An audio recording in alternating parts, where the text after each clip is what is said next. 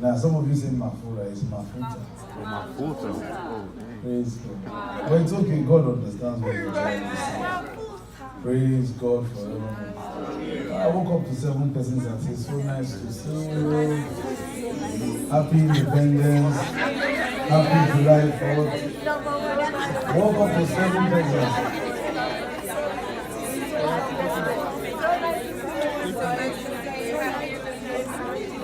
Meet people you have never seen before.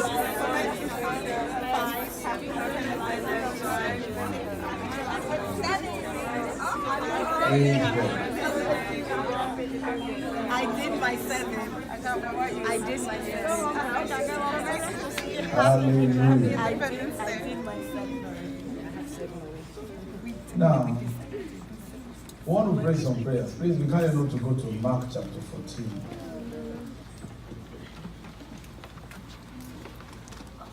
I want to show you something.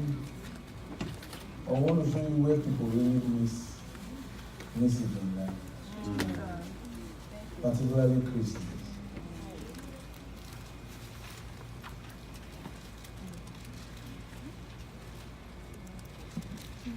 Now in Mark chapter 14, if you are there, shout fire. Fire! Now in verses 32, the Bible says, then they came to a place which is named Gethsemane, and he said to his disciples, sit here while I pray. He told them to sit. He will go and pray. Yeah. Yes, sir. Just like the way some wives have said to their husbands, sit while I go to church.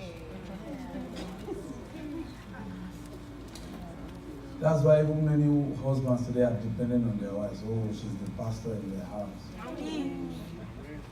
And so the wives now are playing the roles of Jesus in their house. Jesus said, sit, I will go and pray. Yet they were ordained apostles. If the master is praying, the smartest thing to do is to pray. And none of them even argue with him to say, no, sir, we will pray. He told them, sit. And if you check the Bible, those he told to sit were never relevant throughout. They were never relevant. He said, sit while I pray. Then he took Peter, James, and John, and he was troubled, and he said to them, my soul is exceedingly sorrowful, even to death. Stay here and watch. So he told some, sit. He told the others, stay and watch. There are different kinds of ministers. There are some ministers that are already seated. Those are executive pastors. They are just sitting. Ordained. God chose them.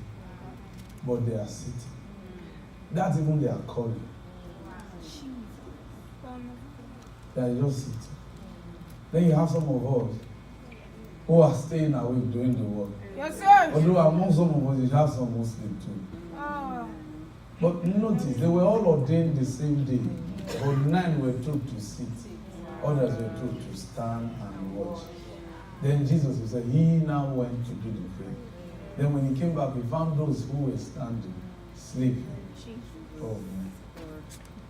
And the people who were supposed to stand were the people Jesus queried. He didn't query the others who he told to sit. So there are some ministers. It is okay for them to sleep in life. God has no problem with that. God is not angry that they slept. God is not angry. It's part of their destiny. But now the problem is that such ministers will never be relevant. And I don't want to be that kind of minister. Because even voodoo priests, many of them are known worldwide. But there are many ministers who are not known at all. And God is not angry. God really chose them. And when God chose them, he ordained them and told them, sit. So that you don't cause problem. Who've ordained you? It's okay. You are not a pastor. It is something you say you saw visions. Okay, fine. You've been ordained. You are a pastor. You know, even among some of us standing here, some spiritually are in that corridor. They are sitting. But they had the opportunity to say, no, sir, I'm done. I don't want to sit here. I want to do something. Like some of our pastors, some of them are seated too. See, that's the truth. But telling you the truth. Then there are some of us who are standing. Yes, There's sir. some who are standing and sleeping. Meanwhile, they are not supposed to sleep. So it looks like Jesus is confused. Maybe the people he told to sit would have been useful to watch. But he knew everyone. He knew their capacity. He knew their capabilities. He knew these ones are good for sleeping. These ones can watch. And out of the three, only two became really relevant because the third one, they killed him. Herod destroyed him in Acts chapter 12, killed him quickly, James. So it was only. So you can live long and never be relevant. Sleeping. A Christian. Demons don't trouble you. You know the word of God. Money comes. God gives you supply. Father, use me. So you need to understand, if you have the one who is sitting for a pastor, then you will be a sitting congregation. You see? And if you have those who are watching, then the people will become watchers. And those who are watchers are prospective seers. Because they can see. They are the ones, the Holy Ghost rested fully on those who were staying awake. But they all spoke in tongues that day in the upper rooms.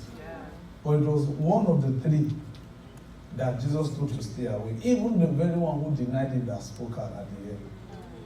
Those who were sitting were sitting. That was the end of their story. Father, may I never sit in life. Father, may I never sit in Have life. mercy upon me. Have mercy upon me. Because some of you were kind of, we know some of you were kind of upset when we said, let's meet today, July 4th, Independence Day, barbecue. Do you know how many barbecues you've done already in your life? How long are you going to be a sitting apostle? A sitting Christian? Somebody called us and said, Bro.Osi, I wanted to come and see you, but I was told that there's no meeting. I said, who told you that? I said, there's a meeting. He said, okay, I'll be glad to come. I said, man.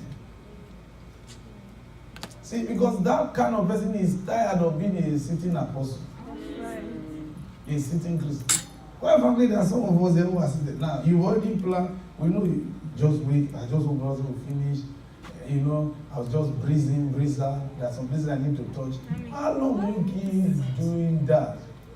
You have now become Cain. Cain in the spirit. A vagabond. You want to touch 3 places within 1 hour with the traffic when you are not Holy Spirit. Why are you like this? Why are you like this? You know, for over 2,000 years, notice it was present tense that was used. Notice it didn't say Jesus told them. Somebody is reporting this. Mark is reporting this. And Mark is not saying Jesus said to some to sit in terms of past tense. No, he's using present tense. That means to this day there are some who have been told to sit. It is whether or not you will accept it. Oh God, my Maker. Oh God, my Maker. Have mercy upon me. Have mercy upon May I me. never sit in life. May I never sit in May life. I be a watcher. This same Jesus who could reveal the secrets of the hearts of men was telling 3 men to watch for him. Because he was so troubled he could not see anymore. He now wanted men to see for him. And they were sleeping. Because he was so troubled, he said even unto death, he didn't know what to do anymore. So he said, nah, you guys, it's now, because he has always been the one looking out for them, watching out for them. Now he committed what he was doing for 12 men to 3 people. They all fell asleep. So I said, wake me up by 2 a.m. I want to pray. The one you told wake me up. How's that going to say Yamutu? He's dead already. Spiritual, as in sleeping dead, tardily. They finally woke up 5 days and said, oh my God. I didn't even know when the alarm rang. Even the alarm was still ringing.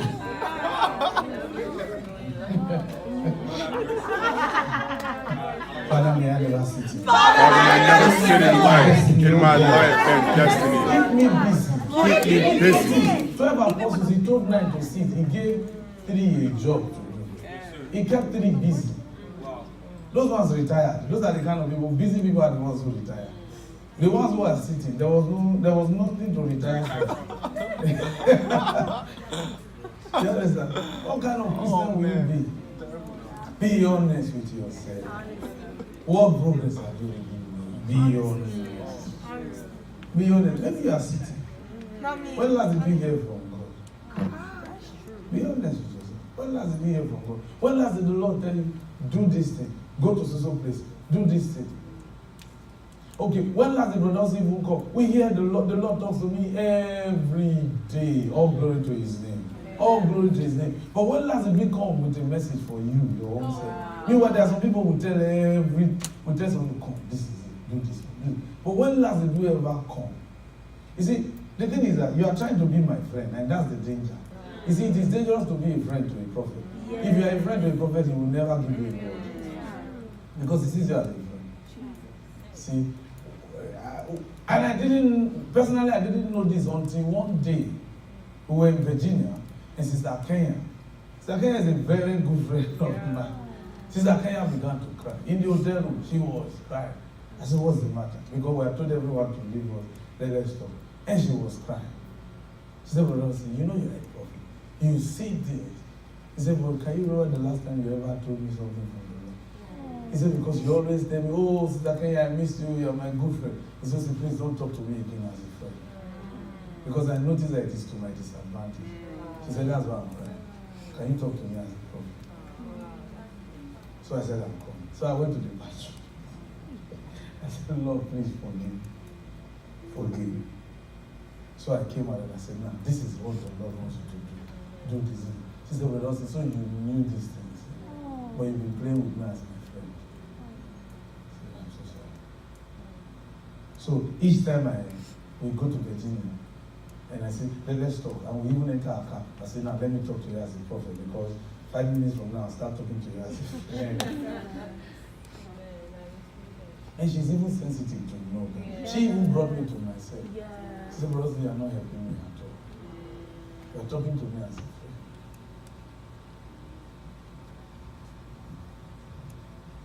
And we started telling her, do this, do this. Now, things are already picking up in her life. She said, Bro.Osi, you caused the delay. She told me, she said, you brought the delay because you've always been relating with me as a friend. I said, I'm so sorry. I said, I'm used to people seeing me as a friend, so I'm a friend to me. No, Jesus, before he died, John chapter 15, he said to the disciples, I no longer call you servants, I now call you friends. It was this phrase now he was not telling me, pray with me in your sleep. You see the danger of having a prophet for a friend, or a prophet having friends, they can sleep on you. Father, may I never sleep in life. Father, may I never sleep in life. Lord, keep me busy with your word. Keep me busy with your word. Lord, I'm tired of sitting down. Lord, keep me busy. Lord, I want to be busy. Lord, I want to be busy with You are your not word. praying. Can you pray? Lift up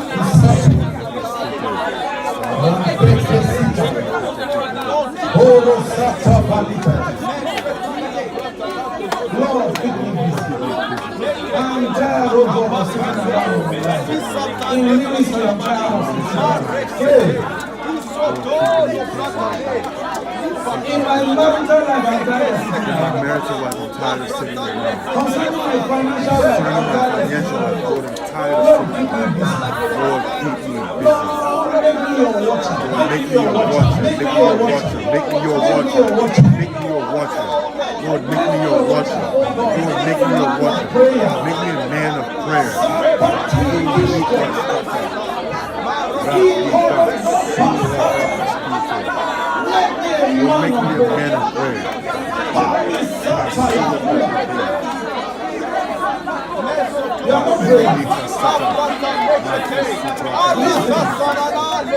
Whether it is Independence Day, are you independent yourself? Exactly.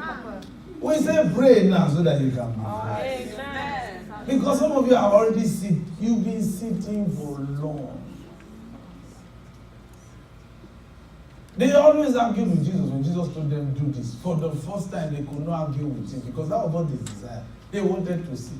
We've been following Jesus for 3 years. Come on now, Jesus, please give us a break. Jesus said, it's okay, sit down.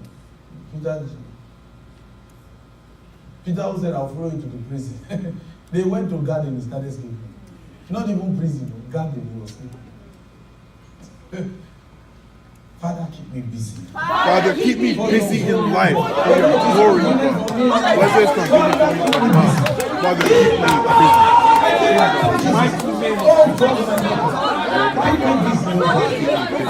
busy. I'm tired of sitting around. I want to sit down. I don't want to sit down. I don't want to sit down and watch my diary. Like my mother did. Father, have mercy upon me. Like my uncles did. I want to sit down and let my family. Like my siblings are doing. What I want to sit down and let. Father, keep me busy. Keep me busy, O God. For your glory, O God. Father, keep me busy in life. Keep me busy in life. I want to be resourceful for my kingdom. Father, keep me busy. In the name of Jesus. Father, keep me busy. I don't want to be useless in life. Keep me busy. In Jesus. Amen.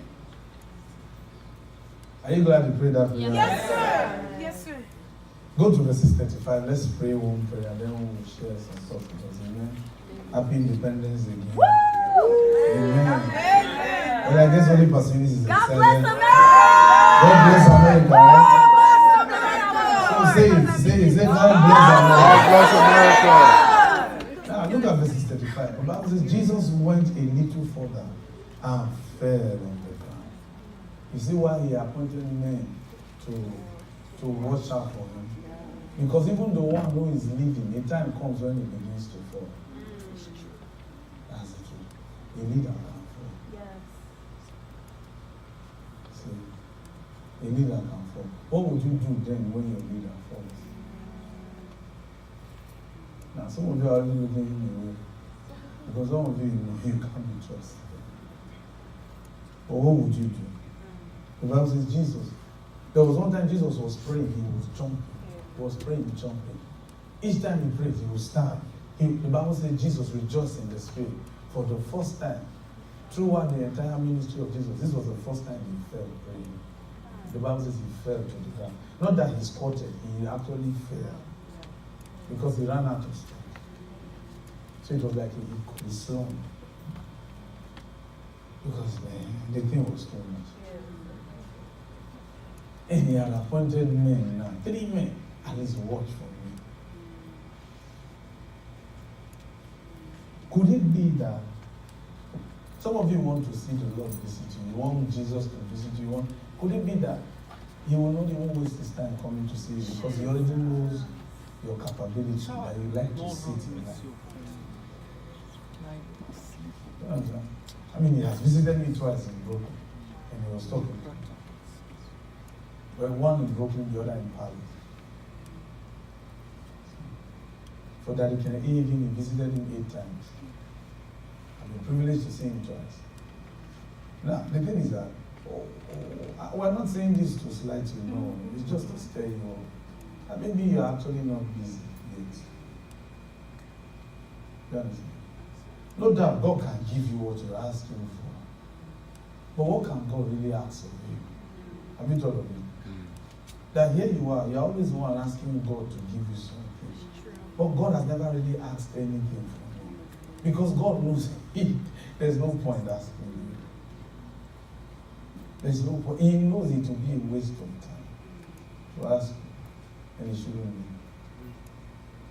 Father, keep me busy for you. Father, keep me busy for you. Okay, so let's pray. The Bible says he went a little further and fell on the ground and prayed that if it were possible. Now, the angel said to Mary, with God, nothing is impossible. Now, with Jesus full of possibilities, a time came. Things became impossible. Why? Because already his soul was already troubled. A troubled soul will experience impossibilities. Because if you read before that, verses 35, in verses 34, he said, my soul is exceedingly troubled.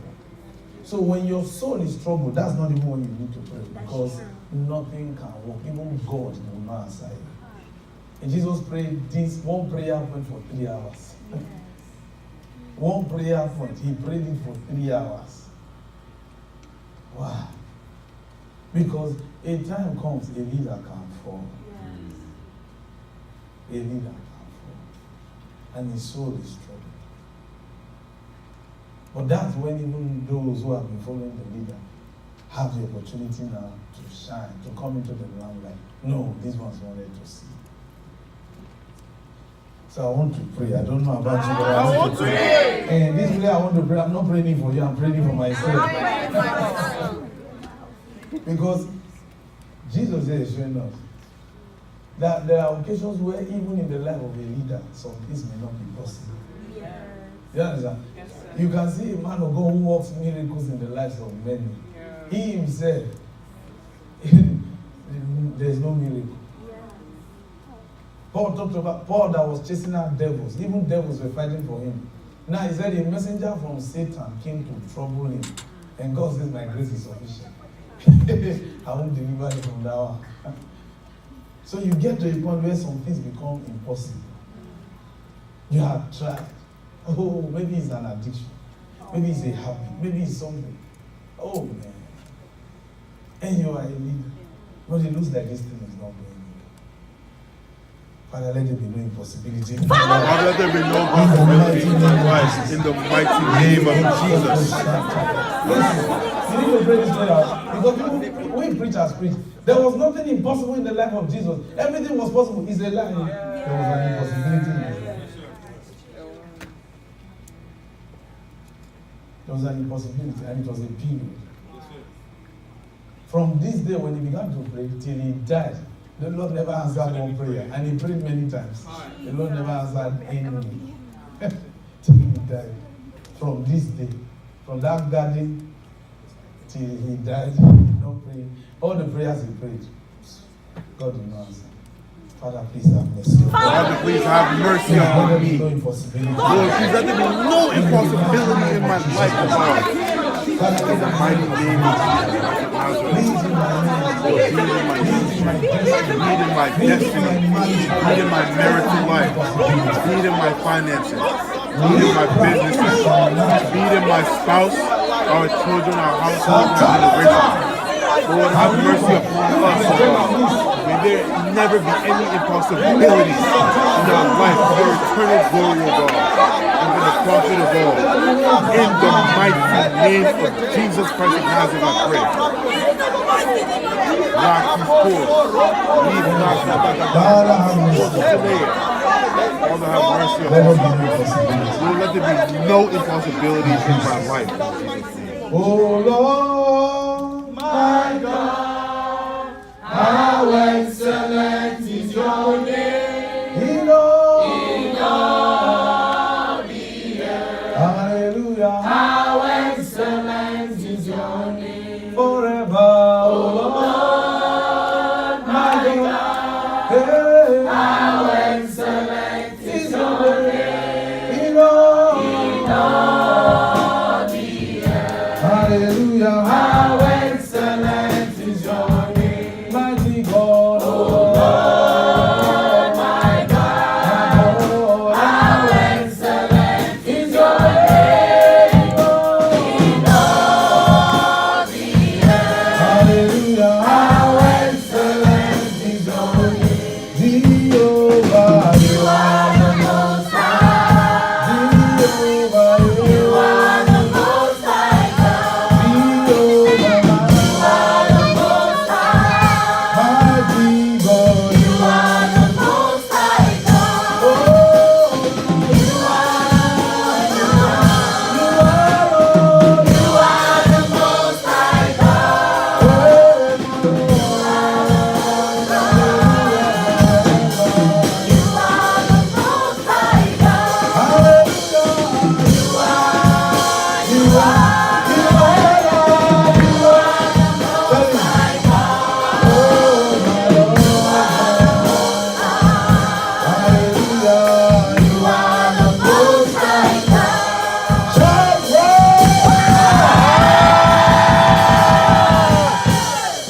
up to 10 people and say, I love you, Jesus Christ.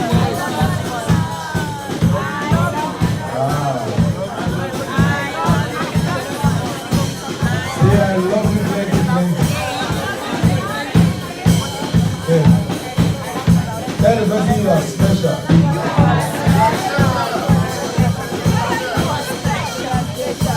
Praise God. Let's give our First of all, I want to thank the person of the Holy Spirit for the privilege of it. Say, thank you, Holy Ghost. Say, I love you, Holy Ghost. Amen. And also want to thank our most highly esteemed Papa Joshua. Say, I love you, Papa. And Papa loves us. Amen. Hallelujah. And we want to wish the entire Union, the United States of America, a happy Independence Day. You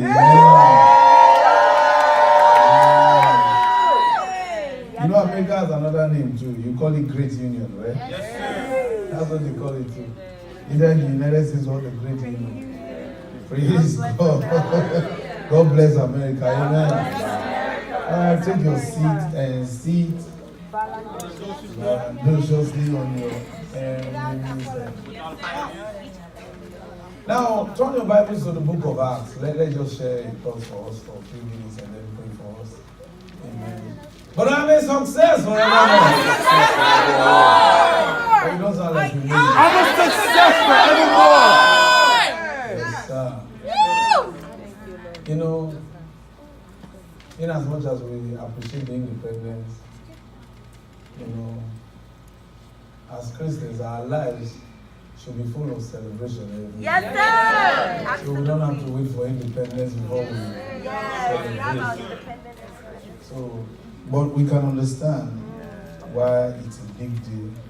And we appreciate America. Amen. America has been a blessing to all of us. Amen. And God bless America. Amen.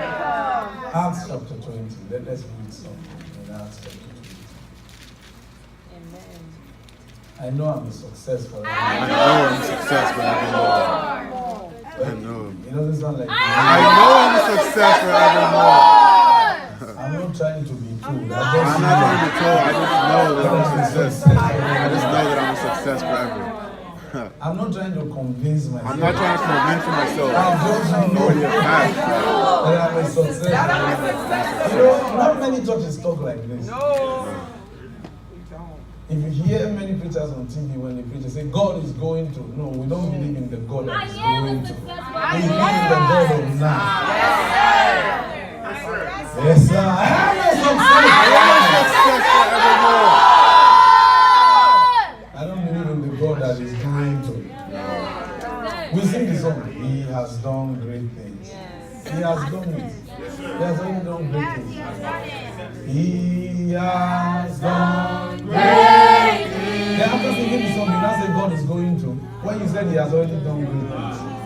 God has done great things. God has done great things. He has done great things in our lives today. He has done great things. We are grateful. He has done great things. Bless His holy name. Lord has done great things. He has done great things. He has done great things. Hallelujah. He has done great things. Bless His holy name. Praise the Lord. All right, Acts chapter 20, look at verses 27. He says, For I have not shunned to declare to you the whole counsel of God. Take your seat. I want to discuss the counsel. The counsel. Because when we hear that expression, the counsel of God. counsel of God. But what does it really mean? What do we mean by the counsel of God? Now, you need to understand, the counsel of God is not the same as prophecy.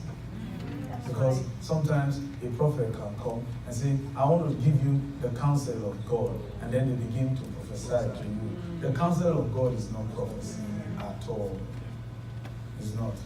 They are two different things. Prophecy,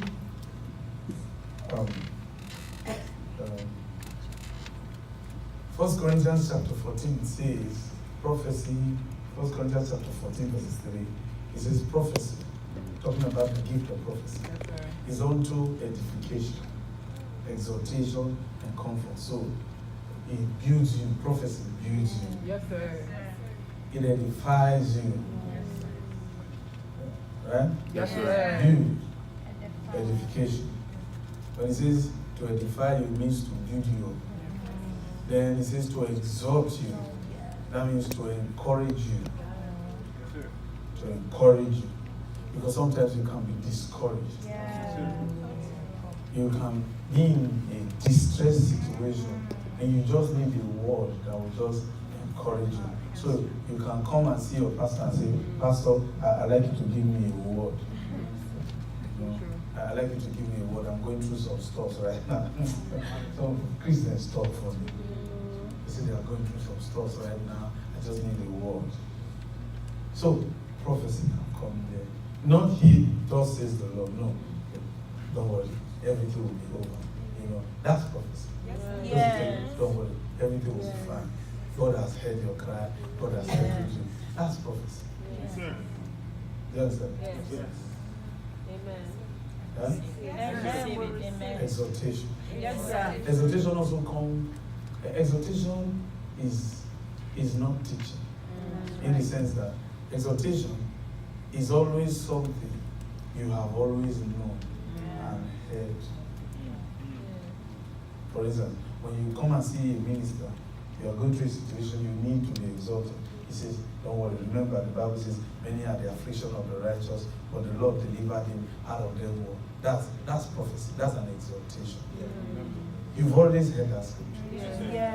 Exhortation is always something you've always heard before. Something you know. But it probably didn't cross your mind because of what you were faced. So you needed a word.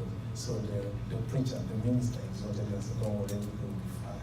It doesn't matter how bad the situation is, everything will be fine. Oh, look at me. My own life was a shipwreck when God beautified my life and all that. So that's exhortation. Comfort now is primarily towards losing a loved one. When you lose a loved one, and then the preacher comes and begins to say, don't worry, you know, God is maybe it's a woman that lost her husband, you know, the Bible says God is a husband to the widow. See, that's prophecy. The gift of prophecy. Now you need to understand, the gift of prophecy does not reveal anything. You understand? Yes. Paul in 1 Thessalonians chapter 4 talked about those who sleep in Christ, we should comfort one another with words. You see, that's prophecy. The gift of prophecy. Okay, so but now, when you now see, we just talked about the gift of prophecy. Yes, sir. It covers 3 areas. Yes. Name them. Exhortation. Education, exhortation, and comfort. So anyone can do that. Yes, sir. You understand? Yes, sir. And you don't have to be a prophet. But now, when you're not dealing with the ministry of a prophet, by that we mean the office of a prophet. A prophet is not, when a prophet is talking to you, he is not manifesting the gift of prophecy in the area of exhortation, edification, exhortation, or comfort. As a matter of fact, a prophet, even in your distress, can break your heart. Yes, sir. When it comes to the ministry, someone says, they killed my husband. And the prophet can say, would you like to know who killed your husband? Your mother killed your husband. You understand? Is that edifying? His answer now? Yes, sir. Oh, that's even more distant. You understand? Sometimes when you hear a Papa professor and he says prophecy is unto edification, exhortation, and comfort, it's just that he does not. He's just trying to tell you that today I'm not ministering in the office of a prophet. I want to exhort you. Do you understand? Yes. But then again, in between, he can switch office. Yes. Do you understand? Yes. Okay. So, in the ministry of the prophet, this is where you find the gifts of the Spirit at work. Primarily, 2 of the 3 revelation gifts. For instance, there are 9 gifts reported in 1 Corinthians chapter 12. There are 9 gifts of the Spirit revealed in 1 Corinthians chapter 12, verses 7 to 10. Verses 7 to 10. Okay, now, listen carefully. It does not mean that there are just only 9 gifts forevermore. No. Paul only gave the Corinthian church 9. Don't forget, they were babes in Christ. Yes. So he couldn't give them more. He said, we speak mysteries among the mature. He said, but when I came unto you, I could not speak unto you as unto spiritual, but as unto babes. Even as unto carnal. You understand? Yes. So to the carnal men, he revealed 9 gifts, but there are more than 9. He said, but with the mature, the spiritually mature, we speak wisdom. We speak wisdom. Yes, sir. Wisdom. Yes, sir. And in that wisdom, there are gifts there. Yes, but to the babes, the Corinthian church was giving them 9. So if you think that there are just only 9 gifts of the Spirit, you're missing. But it was just a message to babes. And that's not even a revelation because it's a message to babes. Okay, but let's deal with the 9. He says you have the gift of the word of wisdom, the gift of the word of knowledge, the discerning of spirits, the gift of faith, the gift of the working of miracles, the gifts of healings, gifts plural, healings plural, gifts of healings, the gift of prophecy, the gifts of diverse tongues, and the gift of interpretation of tongues. Now, these 9 gifts have been broken into 3 categories. The first category are the revelation gifts. You have the gift of the word of wisdom, which is the supernatural revelation of the present into the future of a man's life. You understand? Yes. So when I come and I tell you there's a job that I waiting 3 months now, that's the gift of the word of wisdom. When I say currently now nothing is working in your life, but I see in the next 3 months there's a job coming, that's the gift of the word of wisdom. Yes, telling you God's perfect will.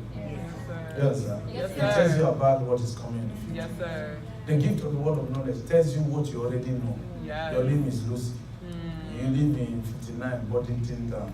You say it's true, it's true. That's the gift of the word of knowledge. You understand? It's a supernatural revelation of specific events and facts. See, supernatural revelation of specific events and facts concerning one's life.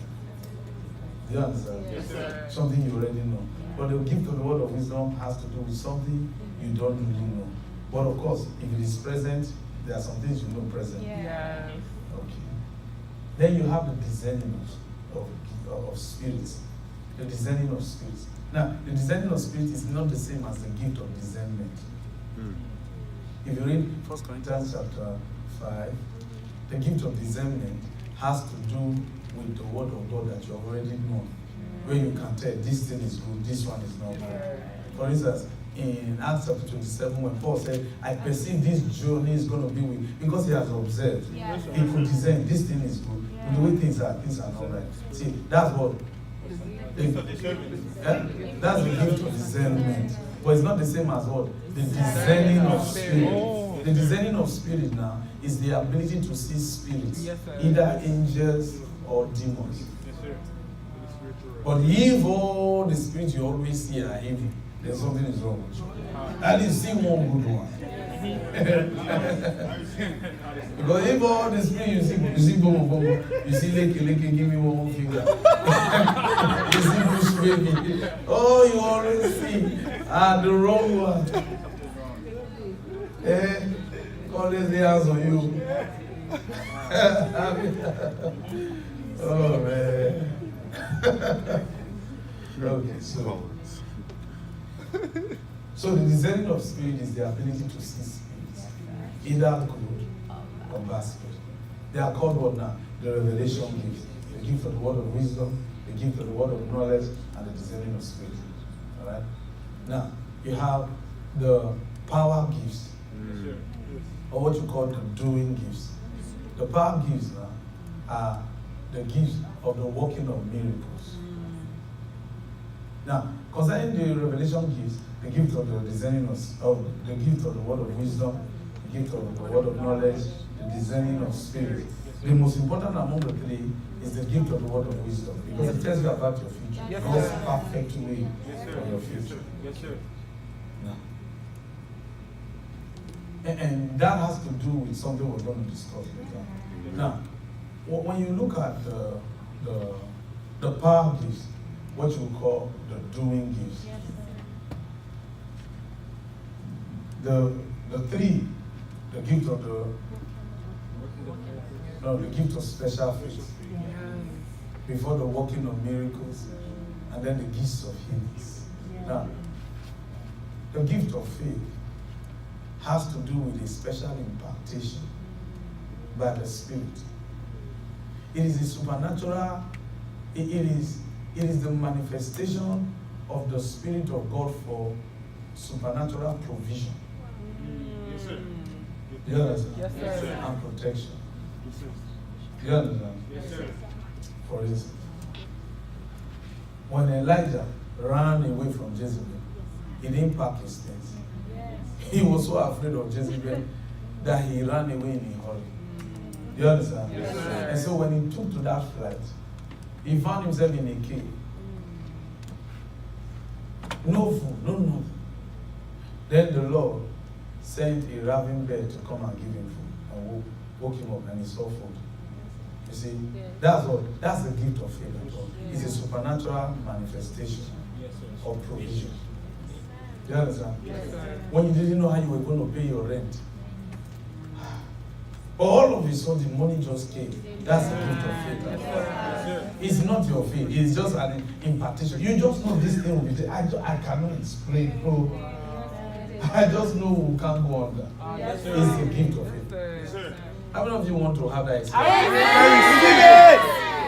Receive it now. I receive it. Experience it. Amen. Then for protection, it's like somebody is just shooting people at random and gets you and looks at you and you are not this one. You begin to kill all that. But that's a protection there. It's like an accident that happened or that was about to happen. And you knew.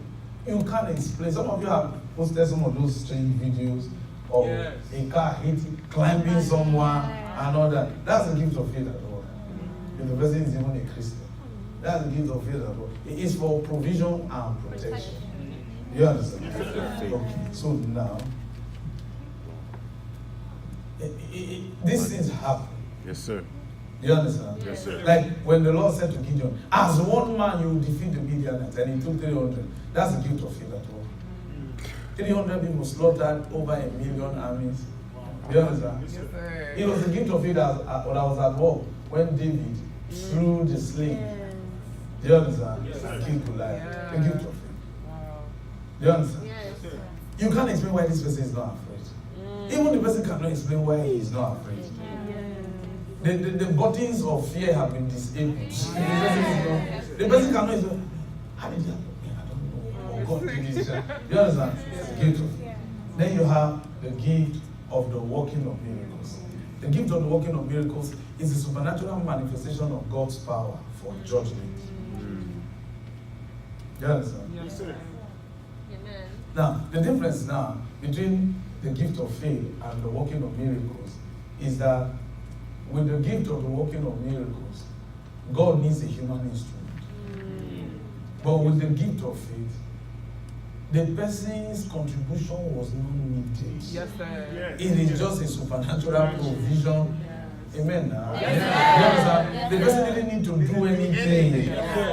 Do you understand? Yes. But now with the gift of the working of miracles, God needs a human agent. For instance, now, if somebody is sick and finally dies, and then you call a man of God to come and raise him up, and the man of God prays for the person to wake up, that's the gift of the working of miracles. Sir. But it doesn't mean the person who rose from the dead is still not sick. Because if somebody dies sick, and the man of God comes to pray, one with the gift of the working of miracles comes and prays for that person, and he wakes up. The person can wake up quite right, but still sick. Because the man of God, who is graced with the gift of the word of the working of miracles, may not be graced with the gifts of healing. Do you understand? So he can raise the person up. Everyone will say, praise God, it's a miracle. So you better go and treat him. He may be dead. So at that point you will need what? One with the gifts of healings. Now that is what the next gift. The gift of healings is a supernatural manifestation of God's mercy. God heals the person, not because the minister prayed a special prayer, it's just God. Anytime God hears that minister come on him, God shows mercy. You understand? It is a gift of the word. It's a gift. It's a gift of healings. But now the reason why the word gifts are in plural for healings, gifts of healings, is because there are diversity of infirmities, diversity of diseases, different kinds of infirmities. And so on the basis of that, God has different kinds of healing ministers. Do you understand? Yes. We know of a brother, he's a pastor in our midst, not present now. But anytime, if you have headache, if you go to him, he has that gift for headache. You understand? But if you come to me with cancer, lung, that's our own area. Do you understand? God has given us victory, even with mental issues. God has given us victory in that area. Yes, no man of God has it all around. Has all the gifts of healings. No. God decentralized it. And God did it deliberately so that this one can need the other. You understand? But today, what will many do because of the ignorance that is in the church? They fight each other. You understand? So the one who is graced with healing headache believes he can heal cancer. So say, he healed my headache. I had chronic headache. Call him when you pray for him. The person is by saying, no, my case is not headache. This case is not headache. This one is mental disorder. I know headache. Let's look for someone. But usually they always go to meet a man of God who has the gift of the working of miracles. But that one has, that he can work miracles does not mean he can heal. He raised the dead, no doubt, but the dead still need their medications. The dead did not get well immediately. It's true. Do you understand? Do you understand? Yes, okay. So they can come in different forms.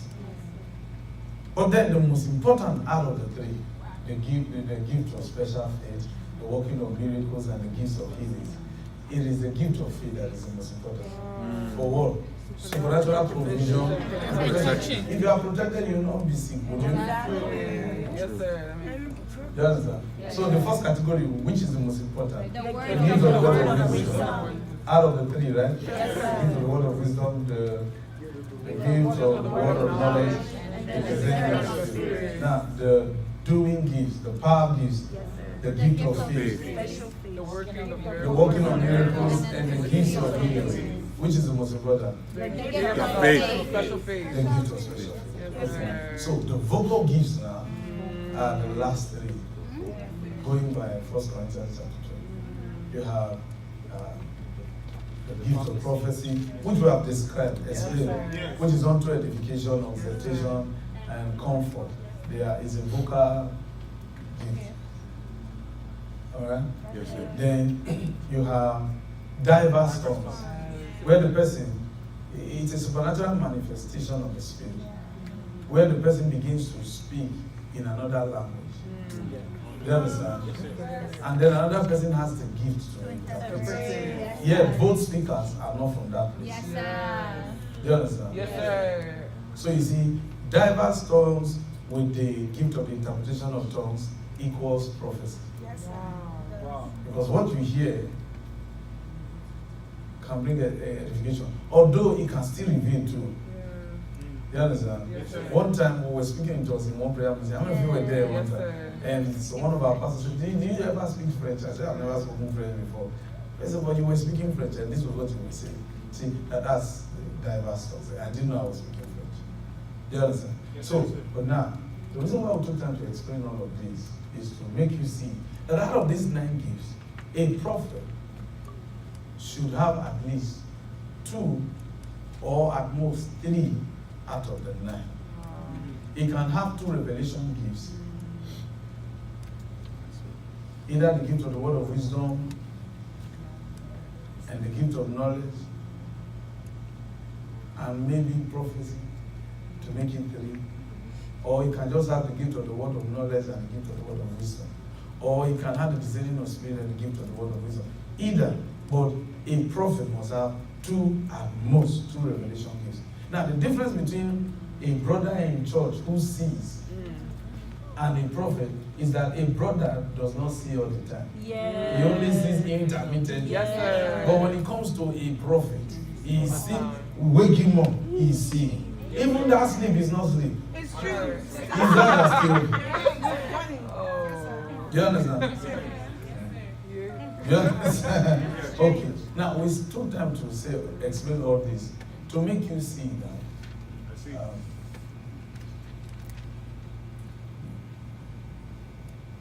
The gifts of the Spirit, any of the 9 gifts of the Spirit, are work in the life of a prophet. Is not what can make a prophet give you the counsel of God.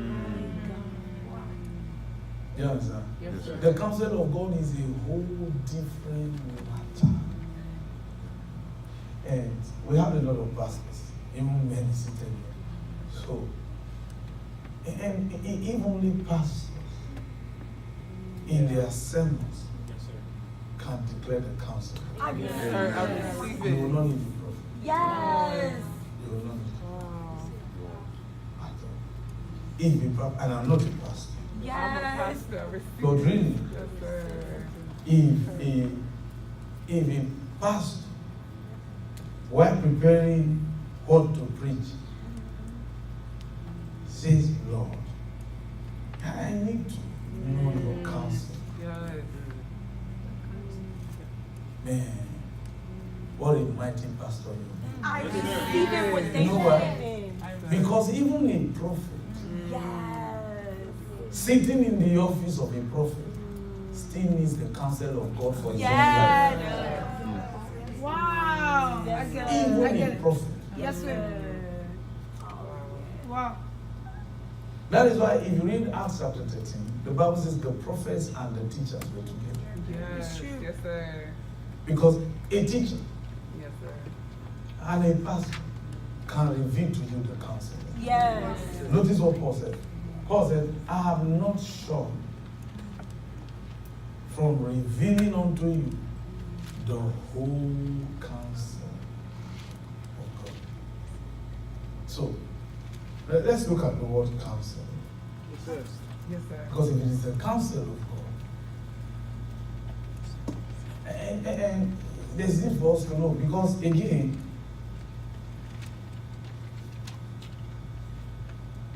a prophet can come and give you the word of the Lord. That has nothing to do with the counsel of God. That's I right. told you. Yes. Because what the prophet said, even though it came from God, you may die without realizing it, without ever seeing it fulfilled in your life. There was no baby that was born into this world that was programmed to die untimely. But many have died untimely death. So, maybe, because sometimes when you hear some people die in the church, And you find some people crying. Some are crying not because really the person died. Some cry because they're like, man, this is the same person that received the word. Prophecies. Yes. You know the prophecies that came over this person? What this person will become, what this person will do. Yet this person died. And you find. Didn't you read when Abner died?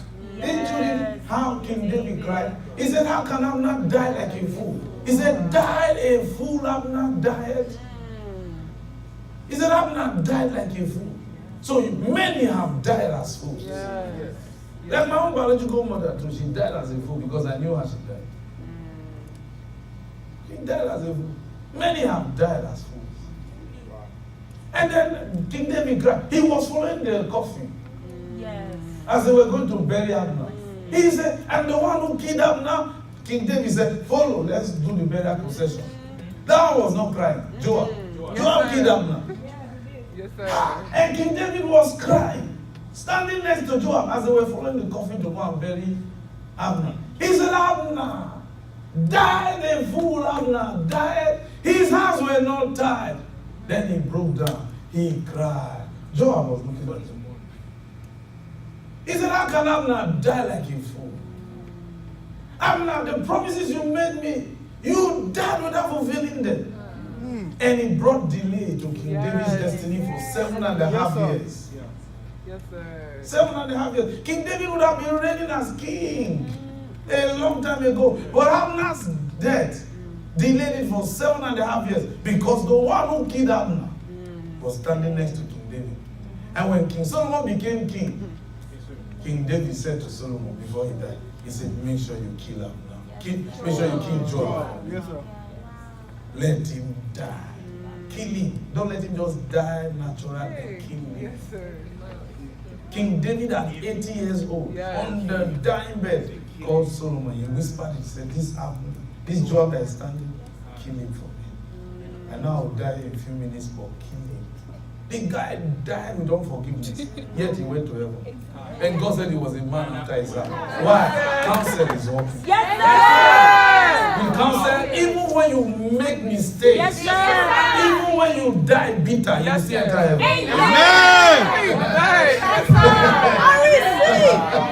receive it. Yes, sir. I like that one, sir. Honestly. No, there's no bitterness in it. Don't say you like that one. Please come back. Don't be bitter towards anyone. But we can understand. Yes, sir. Because there are some people, even in the way they die, they still enter them. Didn't you read Samuel the seer? In his death, he was still angry at King Saul. Yet he went to heaven. He said, but he was pronouncing death over King Saul. But by tomorrow, you will join me here. And he answered the call of a witch. A mighty seer of God responded to the call of a witch. Wow. Even witches consult prophets, dead prophets of God. You don't know? You think the same time they consult? They consult prophets of God. Wow. Still seeing at death. Still giving counsel like this. So say, no, Hades has gone to heaven. And Hades, where Abraham's bosom was, they've gone to heaven. Let's continue. That's not to discuss. The word counsel is the Greek word boule. B-O-U-L-E, then accent over the E. Or Nigerians say apostrophe. Boule.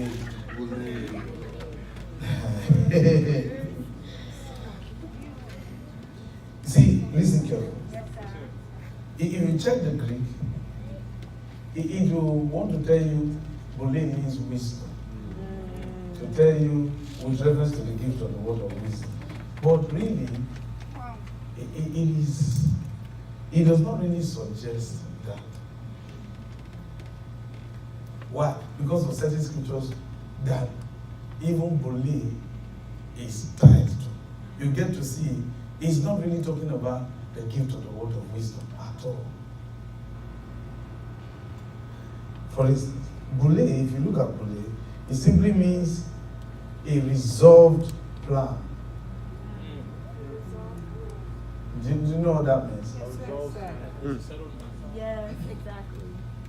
You don't get it. Yes. For you to have a resolve, it means there have been some fights. Yes. Amen. There have been some disagreements. Please answer. For you to have a resolve, there have been some disagreements. Right? From resolve, you have the word resolution. Right? Like in the boardroom now. Board of directors can argue over a matter, then finally come with a resolve. But it doesn't mean that everyone on board is in agreement, but majority won the vote to pass a resolve on behalf of the company. Right? It doesn't mean that those who were against it are no longer members of board. They are still there. They still don't agree, but they have no choice. Do you understand? So here you are looking at a resolved plan. Which means here he is addressing, the counsel of God is addressing circumstances that have already happened in your life. That you have probably considered a mistake. For instance, it's like a lady, she was, prophecies came, and she's going to be a mighty woman of God. God is going to use her mightily. Keep yourself holy. Don't do anyhow. Then at 18, she got pregnant. So I said, hey, then maybe her mother is crying. With all the prophecies that they prophesied to you, now you have destroyed your destiny. You have wasted it. What's it shut up? You see that pregnancy? That was part of it. It was part of it. It was through this circumstance, this pregnancy circumstance, that the call will come. She has to be pregnant. So what the prophet came giving you that day was the word of wisdom. What has been concluded, but he did not have the opportunity to give you what? Counsel. The counsel. Counsel here has to do with what? Circumstances. Because if he had told you this, your daughter will be pregnant at 18, you say to Fiakwa. God forbid. So God kept quiet. God said, let's not. Do you understand? For instance, Jesus, the angel said to Mary, he is to sit on the throne of his father, King David. But the angel never said anything about Jesus dying. That Jesus was going to be slaughtered. Do you understand? Yes, sir. Many will not accept it. Many will not accept it. First of all, you almost destroyed my marriage. Getting pregnant before a boring imam. Now, and it's not even the man's child. The gift of faith protected that marriage. The guy received a visitation in his dream. That's why that marriage did not scatter. Now, you're not going to tell her the child will die. But guess what? The likes of them, Simeon, when they were dedicating the baby, were stylishly making remarks. It was Simeon that caused it. The angel said he will sit on the throne of his father. Simeon said, woman, a sword shall cut through your heart for this baby. The Bible said Mary said, why is he saying like this? Dedicate baby. The Bible says the Holy Ghost kept Simeon alive so that he can see the salvation of the Lord. He said, now my eyes have seen the salvation of the Lord. Now it's his time to die. Period. Go and die. You know, he carried the baby. He said, this baby, this baby was born for the rising and the falling of men. That's not what was said. The angel did not say. The angel said he will only sit on the throne of his father. It was Simeon that brought, we will not call it reconstruction. Here now, Simeon was declaring the counsel. Yes. Do you understand? But then Mary did not. Mary just said, okay, you know, life is full of ups and downs. You know, you go up to come down. But man, the Bible says, a sword shall cut your heart. P.S. They say, well, you win some, you lose some. So a prophet can come and says, "Thus says the Lord." Now, what many are driven into is prophecy. Prophecy. And don't forget, prophecy is not the same as the gift of the word of wisdom and the gift of the word of knowledge. But because those gifts, the gift of the word of wisdom, the gift of the word of knowledge, and the discerning of spirits can be communicated orally. That's why we call it prophecy. Meanwhile, prophecy is completely different. When the prophet is saying, "I see you live in house," so, that's the gift of the word of knowledge. It is not connected to prophecy. But because it is communicated oral, and prophecy is an oral inspired utterance. That's why we all call it prophecy. But really it is not. That's the gift of the word of knowledge at all, or the gift of the word of wisdom, depending on which one, what was said. Do you understand? Yeah. But now, what we Christians have never taken time to examine is, like Mary said, how can these things be? What do you think she was trying to counsel? But the angel didn't. He said the Holy Ghost will overshadow. Don't worry. Don't worry. The power of the highest will come upon you. See. But you already said the guy will sit on the throne of his father, King David. So here, let's begin to look at the word counsel. Are you learning something? Yes, sir. It's a result plan, right? Yes, sir. But how does the plan come?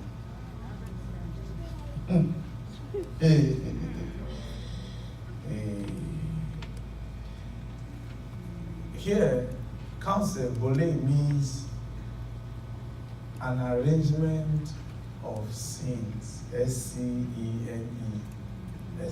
Sins. You know when you're acting a movie? Yes. Act one, scene one. You understand? Yes, Scene. sir. That was, when you start a movie, that was in the coffee shop drinking coffee. Wow. So you said, "Hello, John." John said, "How are you, John?" So they greeted. Then they show Susie in the office. You begin to wonder, what's the connection between coffee and but it is towards the end. You get to see that maybe Susie in the office and Johnny in the coffee shop are probably husband and wife or girlfriend, but they wouldn't show you that from the beginning. You understand? But these are different scenes. Like now, you are in church.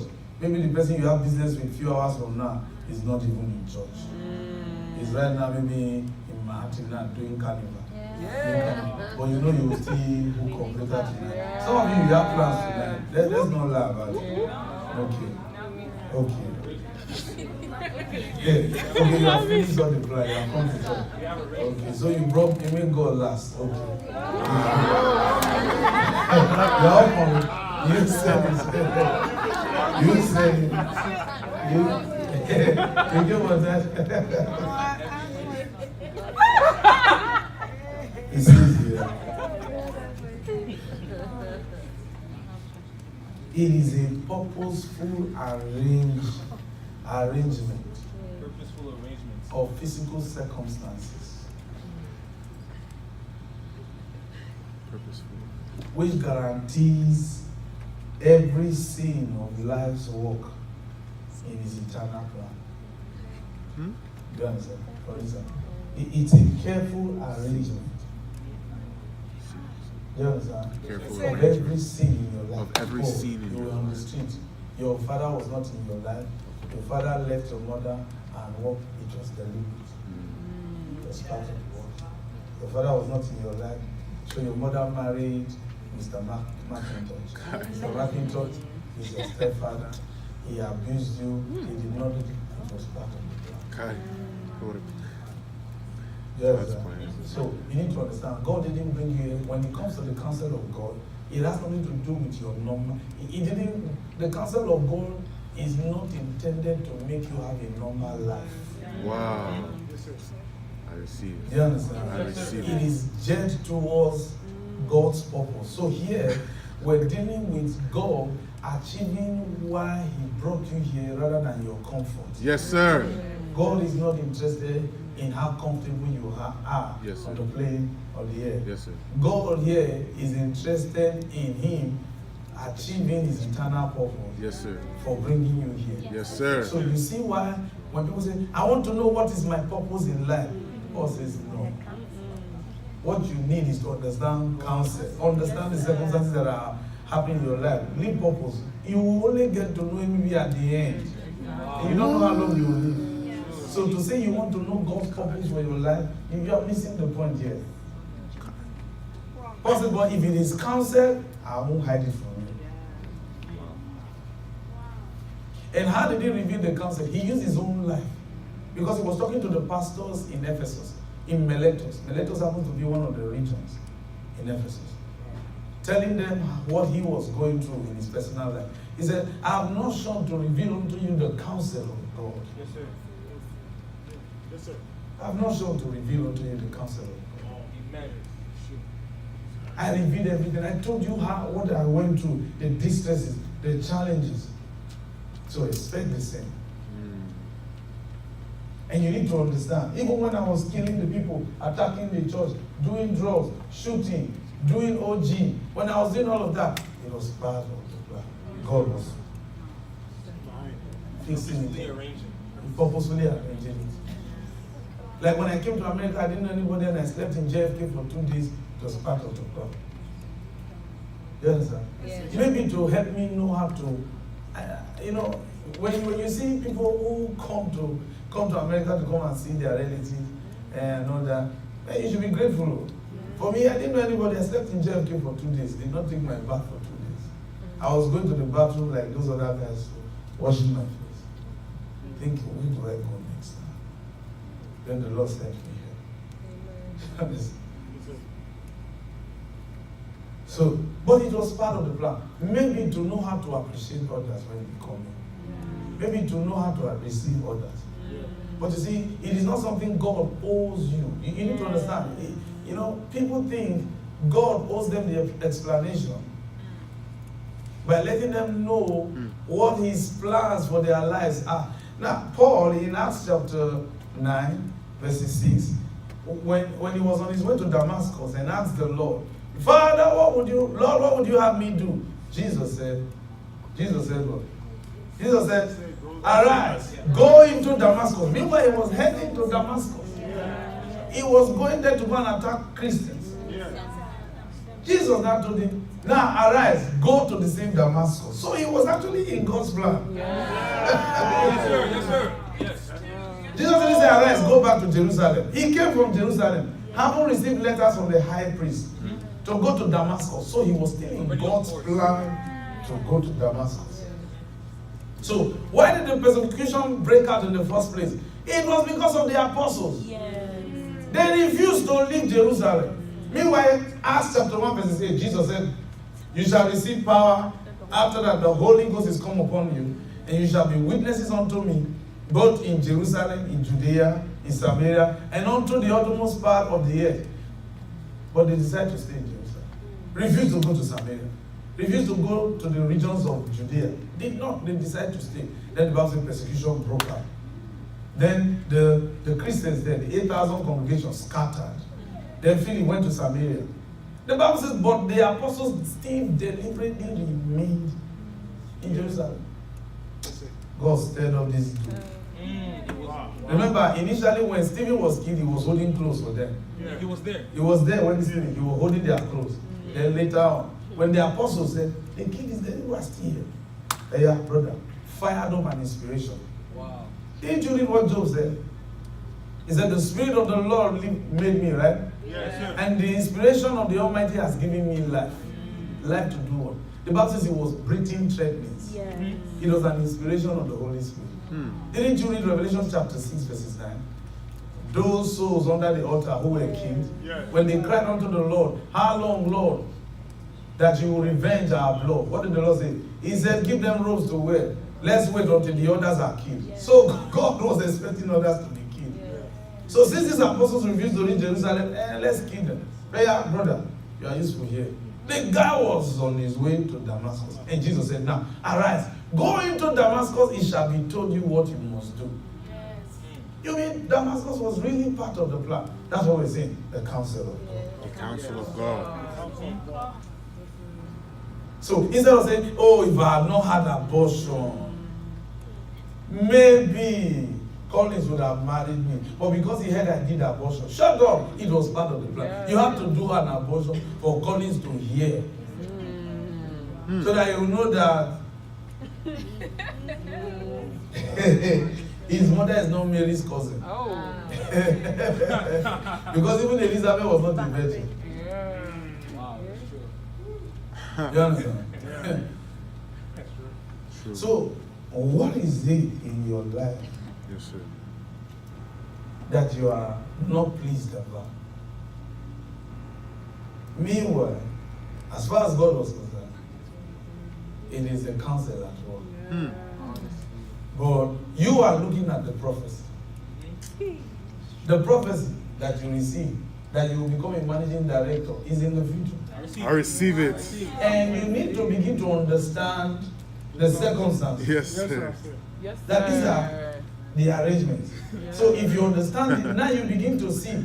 Now I know why I need to study this course. Since I have received the word of the Lord, that I'll be a CEO. I need to know how to manage people. I So receive it. instead of trying to read and pray, which course should I study? You already been told you will be a CEO. So why don't you study human resource? Because you are going to be studying managing people. So I said, let me go and find out from the pastor whether what course I should study. Should I do nursing? But you were told you are going to be a CEO. So I said, maybe as a nurse I'll own an agency. Why? Well, you need to manage people. True. Are you going to be giving your staff's medication? Because you are a nurse? No, you're going to be managing people. Yes, sir. I see it. So you see, now, you can begin to see why now the circumstances that you are probably, maybe that was why when you applied for nursing you didn't get it. You wrote the exam, you didn't pass it. Because you are probably doing the wrong course. Because you went, let her keep failing until she comes to herself. Which is why God brought you here today. Amen. No, now, so you see, with the prophecies you have received, Yes, sir. with what God wants to do with your life in the future, Yes, sir. it should help you now begin to what? Either control your circumstance and not allow the circumstance to control you, or Yes, sir. you let the one who can give you counsel lead you as a sign of submission. Jesus said when you were young you did what you liked, but now that you are older you need to submit to the one. You need to submit to another. Let him lead you even to the place you do not wish to go. Yes, sir. Did you understand? Yes, sir. Is it that you do that? So, if I know I've received the prophecy, that I'm going to be very great, Amen. I'm going to be very successful. I receive it. So, what is the counsel of God for me? It's simple. Let's read about what happened to the great men that we talked about in the Bible. Yes, sir. Let's understand their circumstances. It's easy. Start with Abraham. God already said he was going to make him great. So, what were the circumstances in his life? How did he go about the circumstances? How did he finally become that great man? Instead of coming to ask me, Bro.Osi, what book should I start reading in the Bible? What prophecy did you receive concerning your life? It should direct you to help you know. Oh. Now I'm talking to me. It should help you now know. Yes. It should help you now know. Oh, okay, fine. This is what I should start giving attention to. Yes. To make you focus. Oh man, I womanize a lot. Well, how do I handle this thing so that this thing does not cause problem? Well, read about King David. Will he alter God's plan for your life? Maybe not. After all, King David had 500 women. Now, we're not saying womanizing is the issue. You understand? We're saying, don't forget. What we're trying to let you know is that the circumstances that took place in your life Yes, sir. were not your doing. Yeah. Those circumstances are like the fire that were to fashion you and make you shed certain weight so that you can fit into that plan. Amen. You see, God's plan for your life in the future can be as big as this hole now. Right? And you can be this massive, Yes, like this sir. hand. This hand cannot go through this hole. No. So circumstances can bend you and squeeze you so that you can fit in. And that's where the counsel of God comes in. Yes, So the one who used to like you maybe can suddenly turn against you. Wow. You say, I know you are jealous of my prophecy. I know enemies at war. It do not work. Go and sit down. Go to First Kings. Let's show you. Thank you, Holy Ghost. Thank you. First Kings. Amen. Thank you. Because one of the Thank you. in that counsel, Bole, one scripture that comes to mind is 1 Kings chapter 5. Let's see something in 1 Kings chapter 5. So that you can understand 1 Kings. Did you hear me? yes. 1 Kings chapter 5. I'm a successful. Because the counsel of God is at work in me. 1 Kings chapter 5. If you are there, shout fire! Amen. Alright, now from verses 1. Now Hiram, king of Tyre, sent his servant to Solomon because he heard that they had anointed him king in place of his father. For Hiram had always loved David. Now read verses 2. Then Solomon sent to Hiram, saying, You know how my father David could not build a house for the name of the Lord God, his God, because of what? Because of wars. Follow this. Because of wars. Because of wars. So, follow this carefully. Which he fought against him on every side, until the Lord put what? His what? His foe under his feet. You understand? Why? Because if King David will be able to build God a house, he needs to be, first of all, conquer all his enemies. Yes. Do you understand? Yes. So we can understand why some Christians are not concentrating in church. We can understand why some Christians are still not committed in church. Yes. Why? Because they are still fighting back. Yes. Yes, sir. And God said, no, Bro.Osi, you will not have the best from these people. It is their children that will listen to you. Wow. They have to just go and keep fighting. So you see why some folks, their parents don't really come to church, but it is their children that come to church. Yes, sir. They are the ones serving God. Because daddy is still fighting the battles. And let daddy keep fighting, but make sure he fights the right enemy. And he should kill all of them instead of transferring them to the children. So now, notice what King Solomon is trying to say. He's revealing something about the counsel. He said King David had to fight so as to put enemies under his feet. So that what? The purpose of God can be fulfilled in his son building God a house. Now, for David, he wanted to do it. God says, no, that's not why I raised you. I raised you to do the fighting. Then defeat the enemy. And he fought over 36 nations. Sorry, over 136 kings. He defeated them all. Even the one he was writing to, King Solomon was writing to, King David defeated him. They all submitted to King David.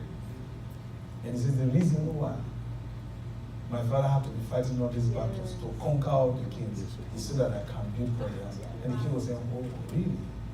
But they didn't know. They thought King David was just a crazy guy. They thought he was just somebody who likes to fight. Even King David could not explain why he was always fighting. The day he chose not to go to war, he met Susanna. Sorry. Not Susanna. They look alike. They sound alike. Yes, sir. He met Bessie. Yeah. Why did you say Susanna? Okay, read verses 4 now. But now the Lord my God has given me rest on every side. There is what? Neither adversary nor evil occur. You see, these were the three things King David had to face. Many wars, adversaries, and evil occurrence. See, all these make up the counsel of God. Wow. for King David to be able to put all these three sides, these three triangles, or these three sides of the triangle in check. Otherwise, King Solomon would never be able to build God's house. You see? Building their own house is not an issue. Have you not seen men who built their own houses? Yes, somebody took it away from them. Yeah. Yes, sir. Some built their own houses. They lived in it and died in it. No problem. But how about building the house of the Lord? You see, now I begin to even appreciate my biological father. Why? Because my father is still part of a ministry. He's a pastor, no doubt. He's a part of a ministry where they pray fire. Yes, sir. Kill all the enemies. Do you understand? Yes, sir. Why? So that Bro.Osi can build God a house. It's true. What has your father done? Now don't be angry. No, I'm not angry because I know what my father is. Do you understand? But you need to understand now why the circumstances you are faced with is happening to you. It is not to bring you down. But you need to understand that your life has not been let loose for the enemy to destroy you. No. It is part of the arrangement. Didn't God talk to Satan concerning Job? He said, have you considered my servant Job? God was asking Satan if he checked Job. Look at the word consider. We don't seem to pay attention to that word. He said, have you considered my servant Job? God expected Job to be examined. Not to be attacked, but to be examined. And the servant said, well, I've seen the guy. You placed a hedge. That's why we couldn't appraise him. And so God said, well, go and do your appraisal. Let me know what is what. Because God has bragged about it. But Job himself broke the hedge, no doubt. He said the things that I greatly fear. Meanwhile, he thought God was the one. He called God a thing that he greatly feared. Because he always gave God an offering. On behalf of his sons, maybe they have caused God. Do you know Job was actually calling God a thing? He said the thing that I greatly fear. Because he later told the Lord, he said, I've been hearing of thee by the hearing of the ear. You see why God is a thing to him? He said, but now my eyes see thee. I know you are real.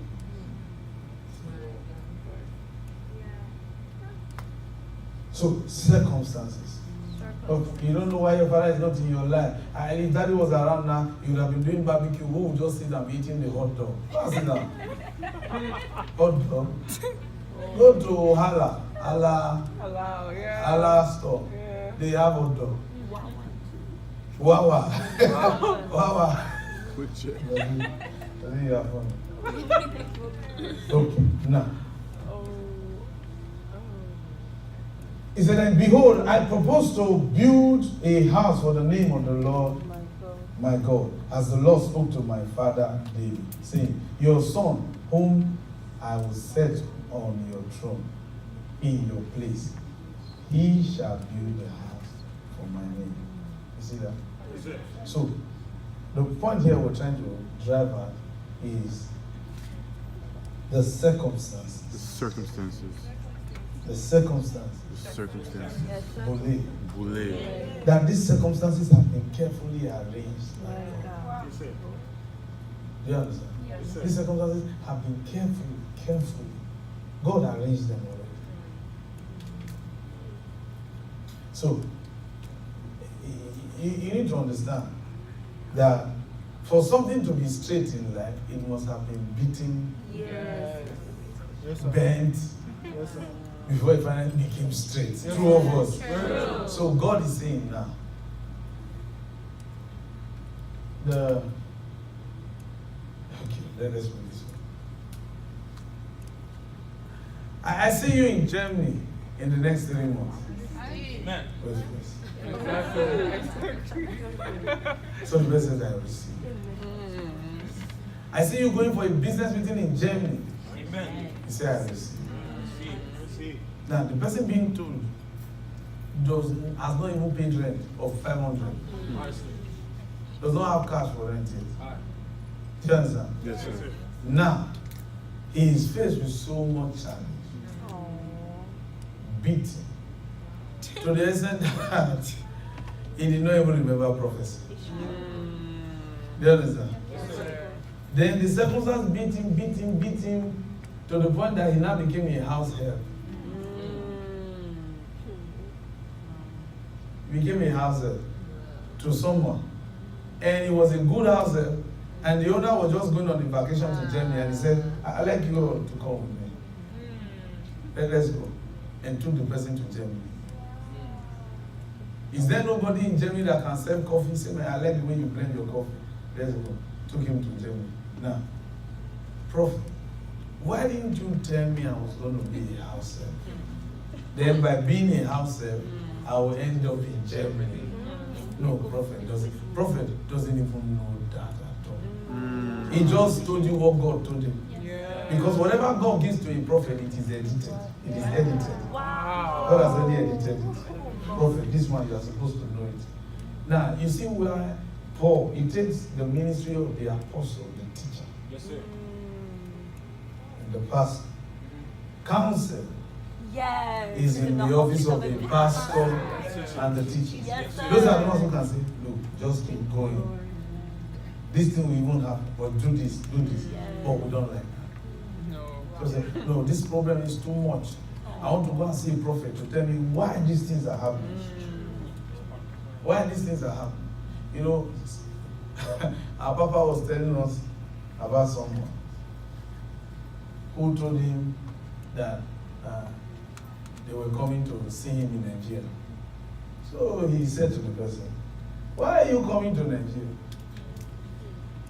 Mama is there, Osi is there. Go and see them. Why do you think they were graced? They were ordained. Go and see Osi. Go and see Mama. Go and see Osi. Osi will never tell you not to come. Don't come to Nigeria. What are you coming to do here in Nigeria? Stay where you are. I have enough people here that I'm dealing with. Go and see Mama Osi. I said, sir, thank you, sir. He said, Osi, no problem. I've told them to come and see you. Now, the point is, they don't know. They probably saw the day our Papa said, Osi, come and ordain brothers, but they didn't know the reason for that. Yes. It was so as to save you ticket money from traveling to Nigeria to go and cure to see him. But they don't. No, I don't think Bro.Osi can handle what is going on in my life. I need to see Papa himself. Gone.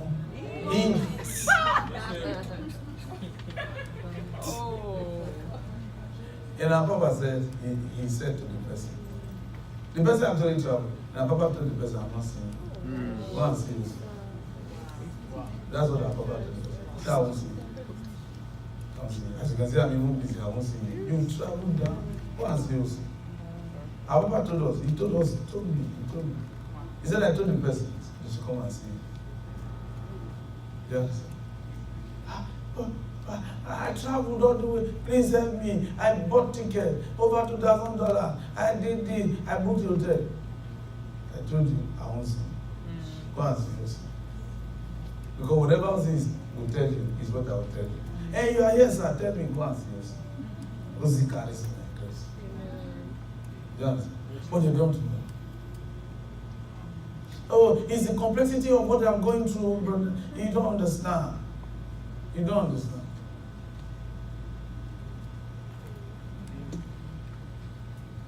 Circumstances. We see the person actually traveling to Nigeria to go and see a Papa just wanted to go and receive the prophetic word. But our Papa was telling the person, go back and see Osi so that Osi can give you counsel. Yes, sir. Wow. Osi can give you the counsel of God and show you this is what you should do in this circumstance. This is how to handle it. You are coming to receive prophecy.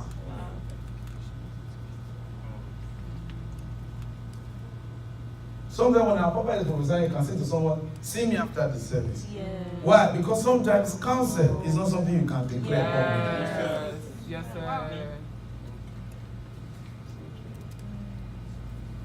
But we need it because no matter the prophecy, and it is because many have not understood counsel. That's why they took their own life. Yes. That's the reason for suicide. Yeah. Because they were told this, Now it looks like their life is the opposite of what they were told. How dare you die before you leave? Suicide, is this what is making you commit suicide? Many have even survived the worst.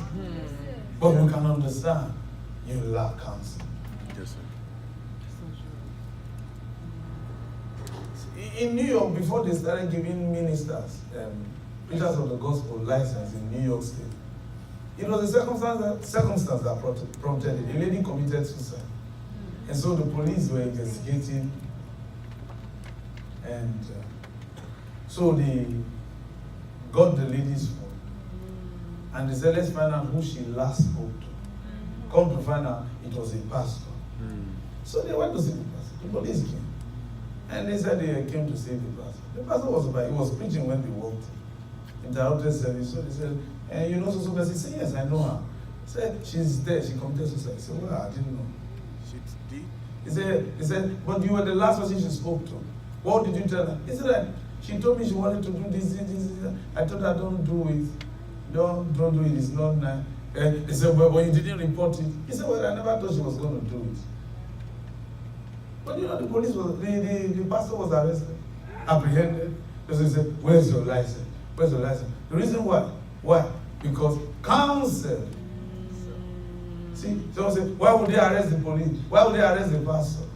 They are trying to let you know how vital the counsel of God is. If you are the minister of God, how come you couldn't save her life? Yes, sir. Well, maybe she didn't listen. See, that's another problem. Because people prefer the prophecy. Yes. The prophecy only shows you the end result. But how to get there Counsel. is where the counsel of God is. So the counsel is the rule. The counsel of God helps you understand the circumstances. It's a process. Yes, sir. But then, the process, you know, the reason why we don't want to use the word process, we could have used that word, but the reason why it is not process, but it is circumstance, is because if you look at the word process, and preachers use that word sometimes when they want to say things like this, they use the word process, and that word process is misleading. It's very misleading. For instance, if you go to a manufacturing company, Yes, sir. and you want to manufacture this thing, for instance, you have this flour base. Yes, sir. You have to use the same ingredients. Please answer. Yes, sir. You have to use the same material. You have to pass it through the same machine. Yes, sir. Whatever they use, it has to be in a stereotyped Uniform. Do you understand? Yes, sir. Do you understand? Because they all have, every vase like this have a common destiny. Yes, sir. Do you understand? Yes, sir. Decoration. Yes, sir. In any form. Decoration. So true. Please answer. Yes, sir. But when we're dealing with humans here, we all do not have the same circumstance. Oh, yes, sir. You see why the whole process cannot be the same? Because it's not stereotyped. For instance, my mother died when I was 8. I was a street boy. Now, you grew up in a normal home. Don't expect us to go through the same process. I did night vigil for 5 years, praying every day, fasting for 5 years. You never did it. So don't expect us having the same process. Yes, sir. But we can enjoy the same thing, but it doesn't mean we have the same process. Yes, sir. Never. So you see why the process is not the word, rather circumstance. And that's the word used. Circumstance instead of process. Because we all do not have the same circumstance. There was one lesson we had about, was it 4 years ago? 3 years ago. Situations versus circumstances. Right? Situations are what? Are immediate. Something you can handle. Yes, sir. Right? Circumstances. Right? But situations not handled over time Become can circumstances. become what? A circumstance. Yes, sir. Yes, sir. Yeah, we took time to. Yes, sir. Circumstances. Yeah. It's on the podcast. Yes. For instance, if your bathroom is not flushing Yes, sir. because it's just your house, it's just only you. That's the situation you need to fix. Yes, sir. You say, well, don't worry, I can hold myself. I'll just hold myself till I get to the office. And you've been doing that. Then one weekend, a friend now came in. And he now came in with his girlfriend. And you know women, they like to use bathroom.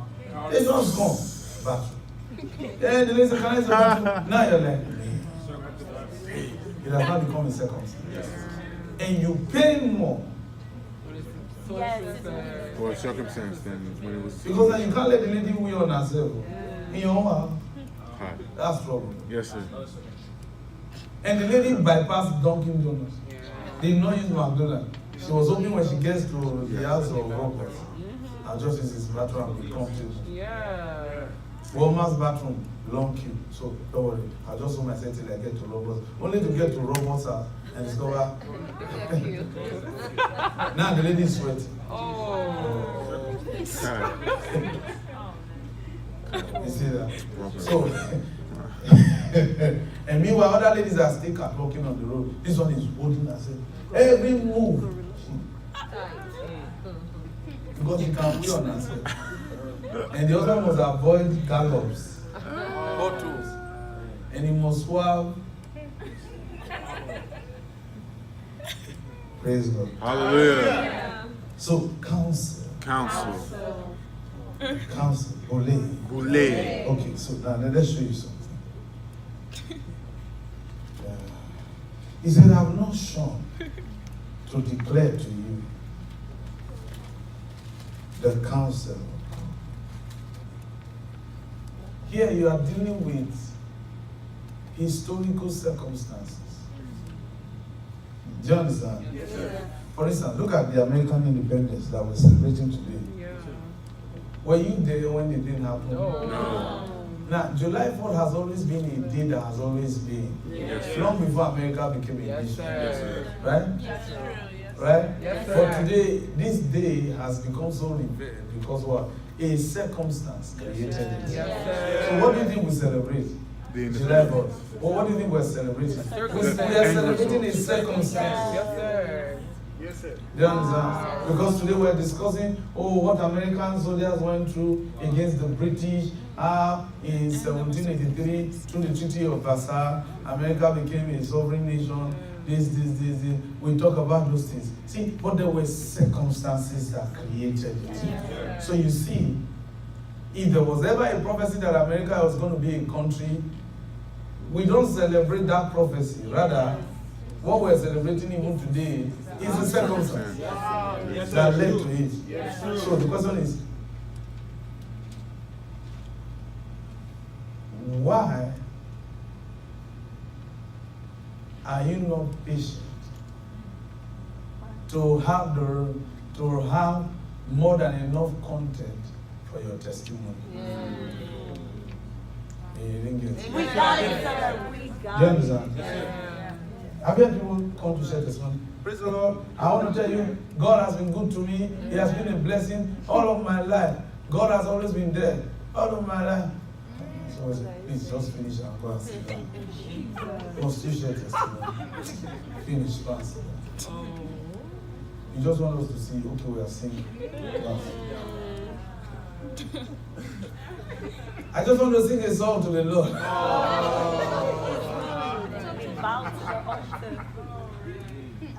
And Brother Pius that is sitting there said, what is this? I wish I brought my newspaper here. Oh, I didn't know why I played the church. I would have played that road to that coupon.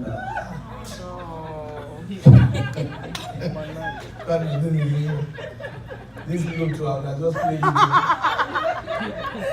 At least by the time I finish playing on the load, okay, that's why sometimes you see some churches. Testimony time. So true. Some just, what are they doing now? Some call. You know some people call. Yes. So Yes, what are they sir. doing now? And they'll soon start testimony. So, have this.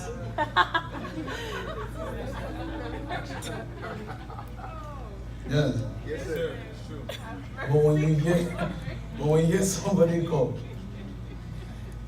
and come and share a testimony, that can make you stand up and your lower jaw drops because the person is trying to tell you something that even you yourself cannot imagine. Now, what makes that testimony memorable?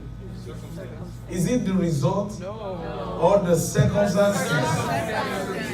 What makes you appreciate that testimony? The circumstances. So you see why counsel is more vital than prophecy. Yes, sir. Yes, sir. Okay. Yes, sir. Because the counsel is the vehicle that will transport you to your prophecy destination. Yes, sir. Yes, sir. Look at Psalm 139. Psalm 139.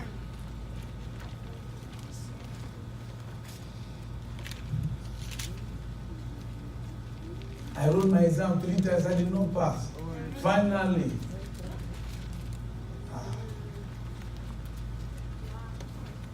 In fact, as I was writing the computer short at answer 65, I was thinking it was over. Oh. I was surprised I passed. Somebody praise God, there's hope for me. Honestly. My computer shot at 98. I must pass it. Yes, sir. Now, see, you are no longer angry with the circumstance. That you should have been 100%. This thing is shot at 17. You had someone whose computer shot down at 45. Oh. And passed. I'm settled. You see, now you are no longer angry at yourself. Yes, sir. You say, Lord, I thank you. Thank you for even giving me the opportunity. I didn't know you were the one behind why the computer did not shut up until 98. Lord, I thank you. Oh, how can I die? How can I be so ungrateful? You know, we told you how we lost in one hotel in Virginia. Myself, Pastor Eunice, and Sister Beauty. We were in one hotel room because all the hotels were booked in Chesapeake, Virginia. And there was no hotel room. Hi. Brother was with us. Yeah, brother was with us. Sister Marcella was with us. Sister Marcella was with us. Yeah, 5 of us. Man, that was one memorial. That was, you have to bring ID to collect or to borrow a help. Wow. Because all the hotels were booked. And we were angry the moment we even walked in. And why is it possible to book this kind of stuff? But there was no hotel. There was no hotel. So, this one, they saw bed. They arranged bed, you know, they always arrange bed. Yeah. Yes, You sir. understand? Yes. But for Sister Beauty to get to the bed and it's not just him to bed that they arranged, Wow. they were just, Wow. you know the way they, man. So I said, let me just take my bath. So I went to the bathroom. As I turned on the shower, I heard the Lord speak to me. He said, now I can say how I'm grateful. I said, Lord, why would you say that? How can you say I'm ungrateful? You don't say what you are. He said, do you remember the place you lived in Ojo Barracks? I said, I lived in Ojo Barracks. He said, the place is as good as this. I said, Lord, I'm so sorry. Forgive my foolishness. You see, that circumstance gave me this testimony. Yeah. Now I was angry with the testimony. Wow. This hotel was far better than the place I was living in Ojo Barracks. We were 9 boys living in one room. And when the soldiers are doing their patrol looking for civilians, we'll carry our pins and start running. I didn't really run because I was always in Surulere. But our folks will run into the bush. They will come and say, where are the civilians? No, they will scatter the place. Because a cousin of ours, under whose grace we were under for accommodation, went to United Nations. Peacekeeping. So they stormed that place and they knew they were boys. And these are our boys. They were funny looking. Imagine eating beans and macaroni every day. Beans and macaroni. You can imagine how your growth will be. Oh my God. Yes, not where officers live, where the kind of food we eat. No, I didn't even like it. So I was always listening. And the Lord reminded me. Remember, in the church you slept in the altar for 5 years, no accommodation. Now, could you ever afford a hotel before? I said, Lord, please forgive me. Oh, forgive me for being ungrateful. Forgive me for being. Lord, please forgive me. Then the Lord said, till you leave this hotel, don't ever complain. And tell your folks to shut up. That's how we came out. I said, nobody should say anything about it. We love this place. It's the best hotel. It's the best. It's the best. And it's still the best hotel. Still the best hotel. What are we trying to say? The circumstances can give you a good testimony. It's a what? It's a history of arrangement of circumstances. God's counsel in your life is the historical arrangement of events in your life. You see why you can look back and say, God has really been behind me. Yes. But maybe not you. God has really been good. It doesn't matter what anybody thinks. I know the circumstance. I know the history. Do you understand? Yes, sir. King David wanted to build a house for God. God said, no, not you. So God permitted the circumstances. He had to fight the enemies. If he's ever going to do anything for the Lord, if anyone in his generation is going to do something for the Lord, he must deal with the enemies first and put them under his feet. Maybe that's the reason why, even when you married your husband, he's still fighting battles his father did not fight. You see why he doesn't have time for you? So I don't know why my husband does not look at me. He doesn't even appreciate me. Why should he appreciate you? He's still fighting battles. Maybe it is the child you give birth to that will appreciate you. Even if your husband can successfully finish all the battles. Wow. Because the Bible says King David fought all of them, then God finally gave him peace. God now gave him peace. That means the guy was not supposed to have peace. And do you know when he started having peace? When he was close to 80. Wow. When he was close to 80. Because he reigned for 40 years. He was supposed to reign longer. But Abner, the death of Abner, but it was still part of the arrangement. So I said, what did that death do? So that there's a Joab to be killed. It was a way of letting King David know there's some people you should never take along with you. They can be resourceful, no doubt, but you still have it. And if you keep keeping them, no matter how resourceful they are, they can bring you delay. Yes, sir. So who are you trying to hold on to that you just have to let go? And you know the Lord has been telling you, let this person go. You are still saying, Lord, they will change. Lord, because these are now. This is Joab that will kill you up now. Okay, look at Psalm 139. Psalm 139. Can you read verses 15 into verses 16? My strength was not hidden from you when I was made in secret and skillfully walked in the lowest parts of the earth. Your eyes saw my substance, being yet unformed, and you uphold all my ways. The days passed for me, when as yet there was none of them. I don't know what you read. My substance, okay, let's start from verses 14. I will praise thee for marvelous are your works. Now, this was a man that almost looked like an albino. He said he was fearfully and wonderfully made. My substance was not hid from thee when I was made in secret and curiously wrought in the lowest parts of the earth. Thine eyes did see my substance. And in your book all were written. The days fashioned for me, when as yet there were none of them. Now, what do you think King David is trying to say? He's trying to make narration of what? His history. Yes, sir. The circumstances behind his death, because his mother was a girlfriend to his father. Exactly. And the mother died at childbirth. So now, he's saying all these things were careful orchestrations of God.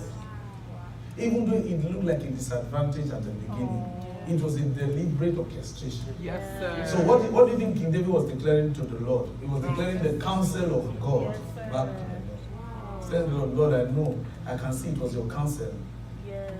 These are all your counsel.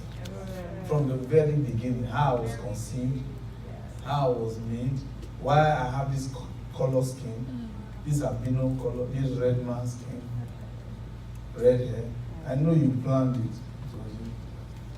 So you will say, no, it is the pigmentation from my father, my mother's generation. The women have too light skin, so I started having crossed eyes. You didn't have it was part of it was part of the orchestration. See the counsel of God. Paul says, I have not shown to reveal the counsel of God.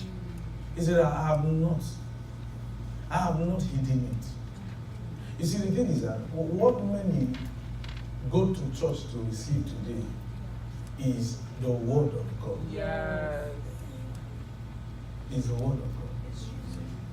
But do you know, before you receive the word of God, the counsel of God is what you need first.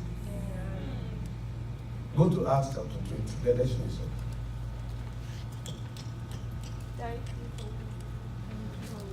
something. See, listen, the word of God builds you up. Two of us, right? Yes, The word of the Spirit builds you up, right? Yes. Right? Yes. But the word of God is not the counsel of God. What is the counsel of God? The purposeful arrangement of historical events in your life, circumstances. Is that the word of God? No. Because if you call it the word of God, and then you will say you are the Bible. No, you are not the Bible. Now, Acts chapter 20, read verses 27 now. It says what? For I have not come and read now. I have not shown to declare unto you what? The whole counsel. The whole counsel. Not some. All the counsel of God. For what purpose? Read. Take heed to yourself. So you see that? The purpose of counsel is for you to be what? Take caution. Yes, sir. To become careful about the way you do things. It is all jet towards what? You becoming what? Careful about yourself. Because you can be so concerned about others and forget yourself. Yes. It says first, take heed. So only those who have received counsel can take heed. You see why some don't know what to do? Some don't know what to do. They are going in a certain way. Something happens. Bah! They say, hey, what do we do? Hey, let's pray. They pray. Nothing. No. Paul says, you should have been acquainted with the counsel of God. Someone say, I took the Bible, I began to say, oh God, he that dwelleth in the secret place. Or someone say, they fired you at war. Put the sack letter on the floor and begin to go around it. Go around it. Yeah. That's for you, Pastor. You understand these things because you have faced circumstances before. This one doesn't know. Well, I'm telling you what I did. Okay, so you put the letter on the floor, sack letter. You began to go around it, my pastor. So I'm going around it. This sack letter, I convert it to employment letter. I convert it. It's been 15 years now. No. No. You should have understood the counsel. Yes. Maybe you didn't hear the message that the pastor was preaching. First of all, why did they fire you? Oh, I slept in my job. So did you try to fix that? Yes. Before you start going around? Because even while you were going around, you started feeling this thing. You will fall and somebody walks in and says, is that what they teach you in that church? To be going around. What kind of ritual is this?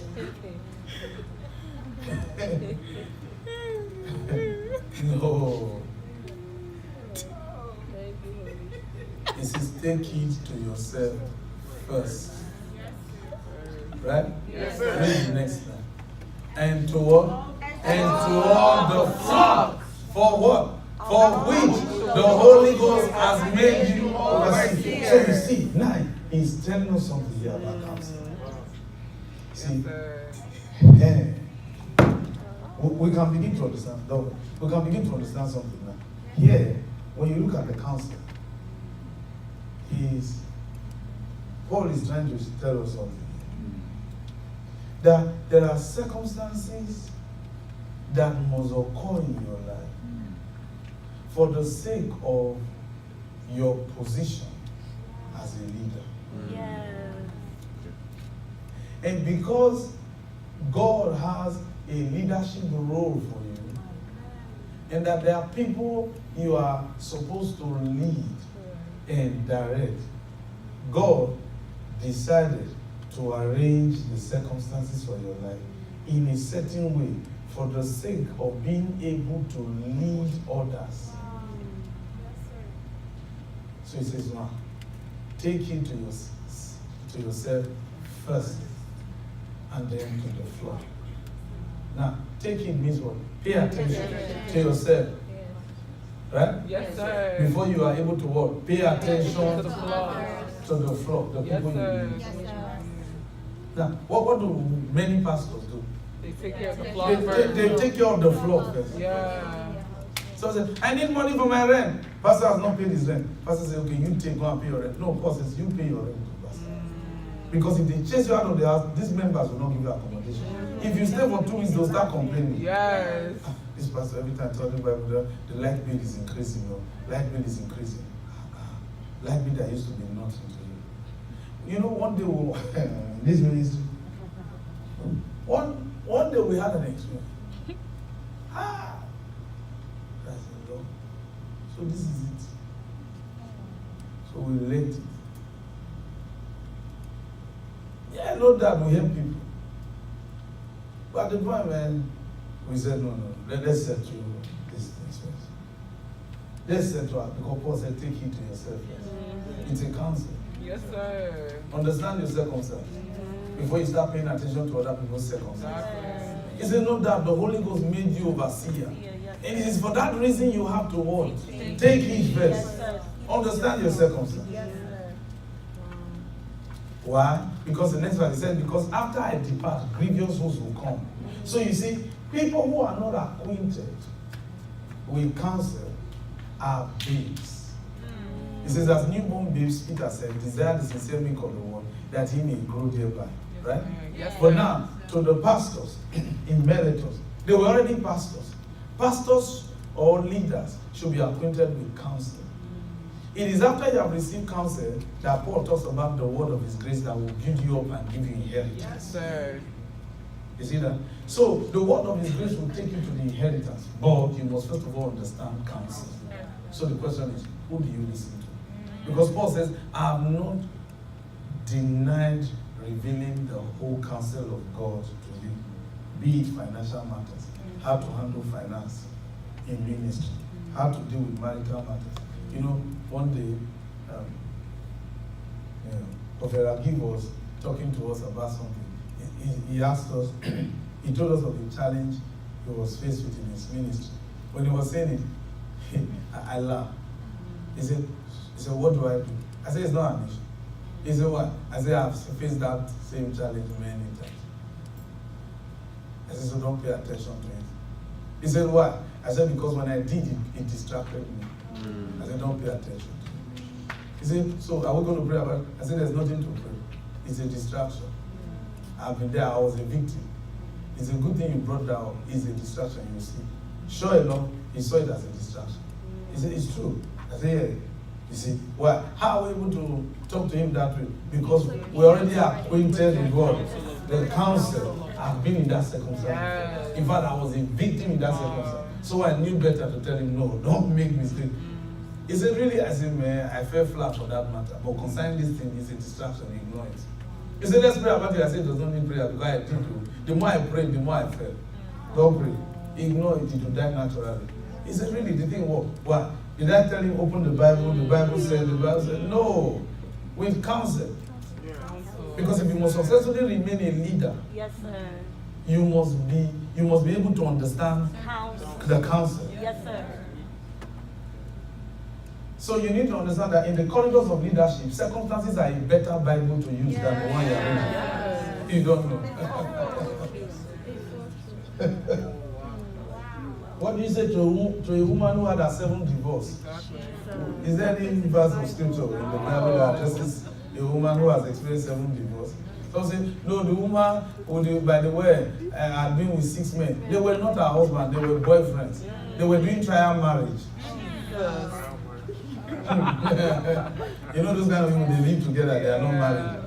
It's trial marriage, quasi marriage. Not quasi marriage, quasi. Quasi. False. False, right?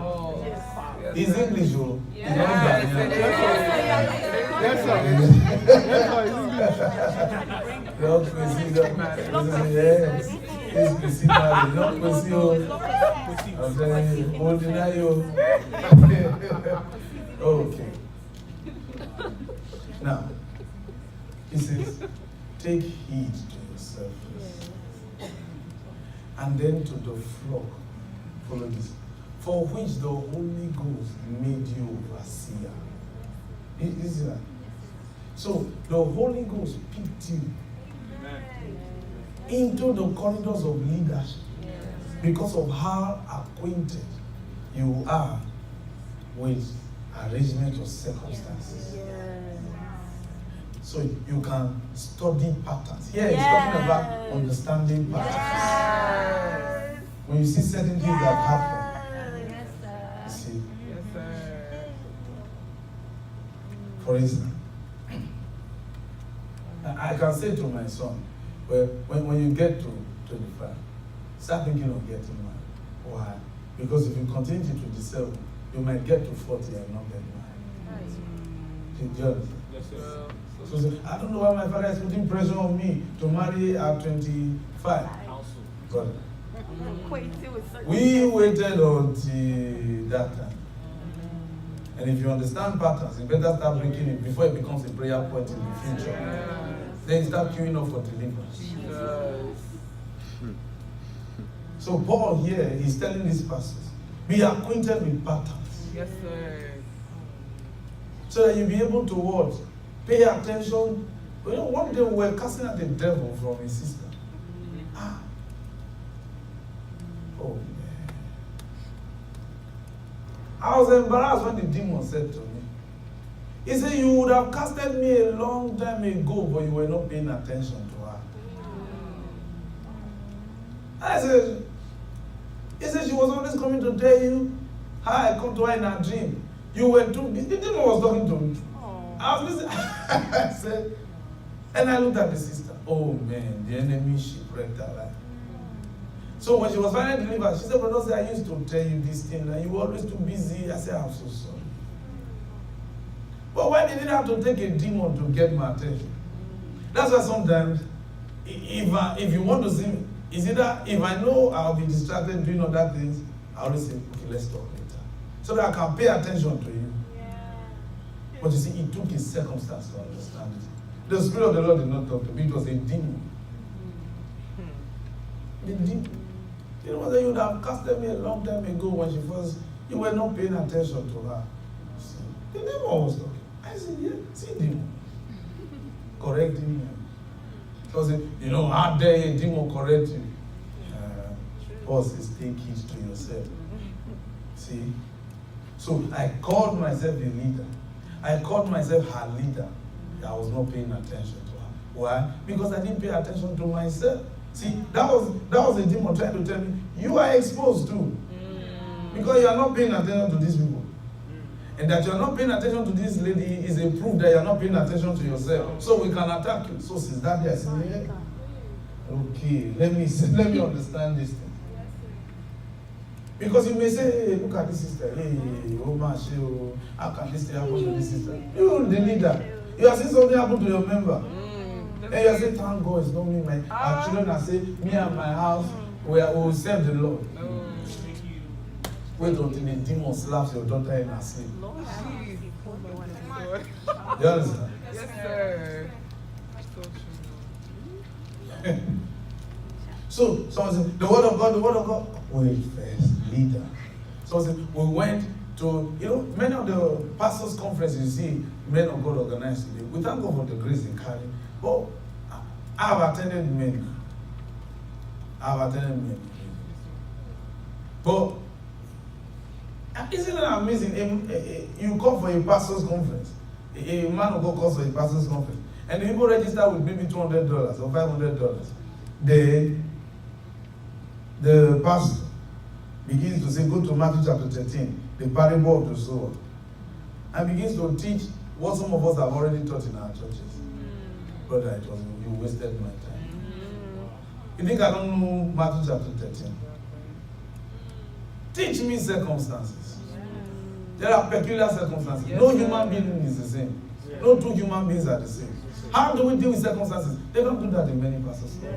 They don't do that. So I say, no, can you imagine? That man of God is just telling us stories about himself. That's what you need. Exactly. He should have just opened the Bible. Can you imagine for 3 hours he not open the Bible? You are a fool. Don't you have a Bible? You have read it from Genesis to Revelation. What's he going to teach you from the Bible that you don't know? You need to understand circumstances.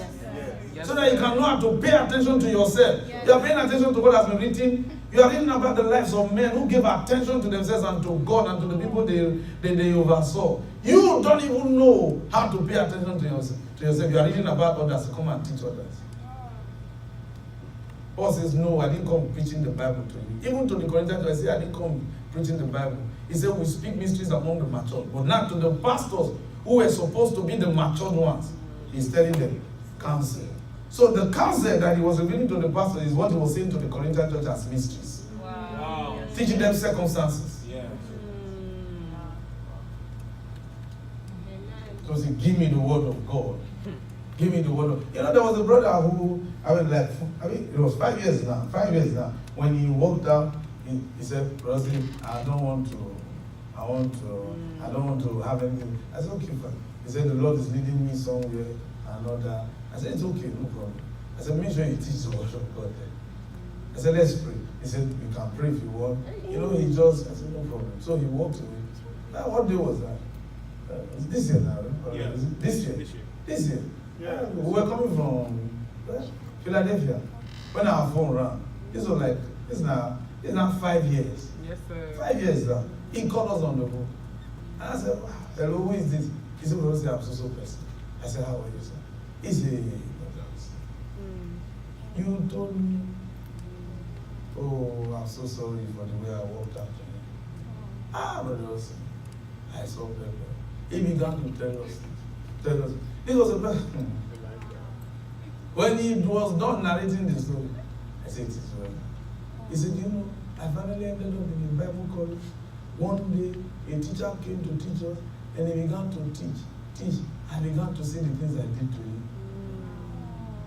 And the teacher in the Bible college said, if you know you have done that to a man of God, go out for him and apologize. Otherwise, it will never be well with you. He said, Bro.Osi, please forgive me. So, for it not to look like I was making the story up, and I put it on speaker. And I said, Pastor Buki was there. I said, Pastor Buki is here, remember? And it was through Pastor Buki we met him. Pastor Buki was the person who brought him. And I put it on speaker. He greeted Pastor Buki and said, he was just talking. He said, Bro.Osi, please, I will come and see you. We didn't quote Bible. A man of God just came to their seminary to teach them. Yeah, because if you didn't want to learn the easy way, Bible seminary will teach you. And the professor in that Bible seminary was spitting fire that day. Some of you here, God will never use some of you until you go and look for the people you have walked out on and apologize to them. Why? You see, if he used to come and hear the word of God. Then at the point we started saying, come. So sometimes after service, we say, come, let's talk. Let me teach you something. God has a great plan for you. And then before long, this arrogance arose. See, he was not paying attention to counsel. He said, prophecy told him he should move. So one sister came and gave him prophecy. I said, this prophecy that he gave you, like, who gave you this prophecy? He said, Professor, so. He said, okay. One time he said, oh, after all, Bro.Osi, you don't prophesy. I laughed. I said, well, back and front. I didn't tell you that. In my mind, I was like, back and front. I'm seeing your entire life. Till the day they will bury you, I can tell you where they will put your casket. Samuel wrote 1 Samuel and 2 Samuel. Yet he wrote about his own death. How the people were going to mourn for him. He wrote it. Yes, what about how they consulted him in He wrote about how they were consulting. He wrote for Samuel the seer. He wrote for Samuel and 2 Samuel. He wrote about how King Saul would go and see a witch to come and consult him. Yet, before chapter 28 of 1 Samuel, it was already reported he died.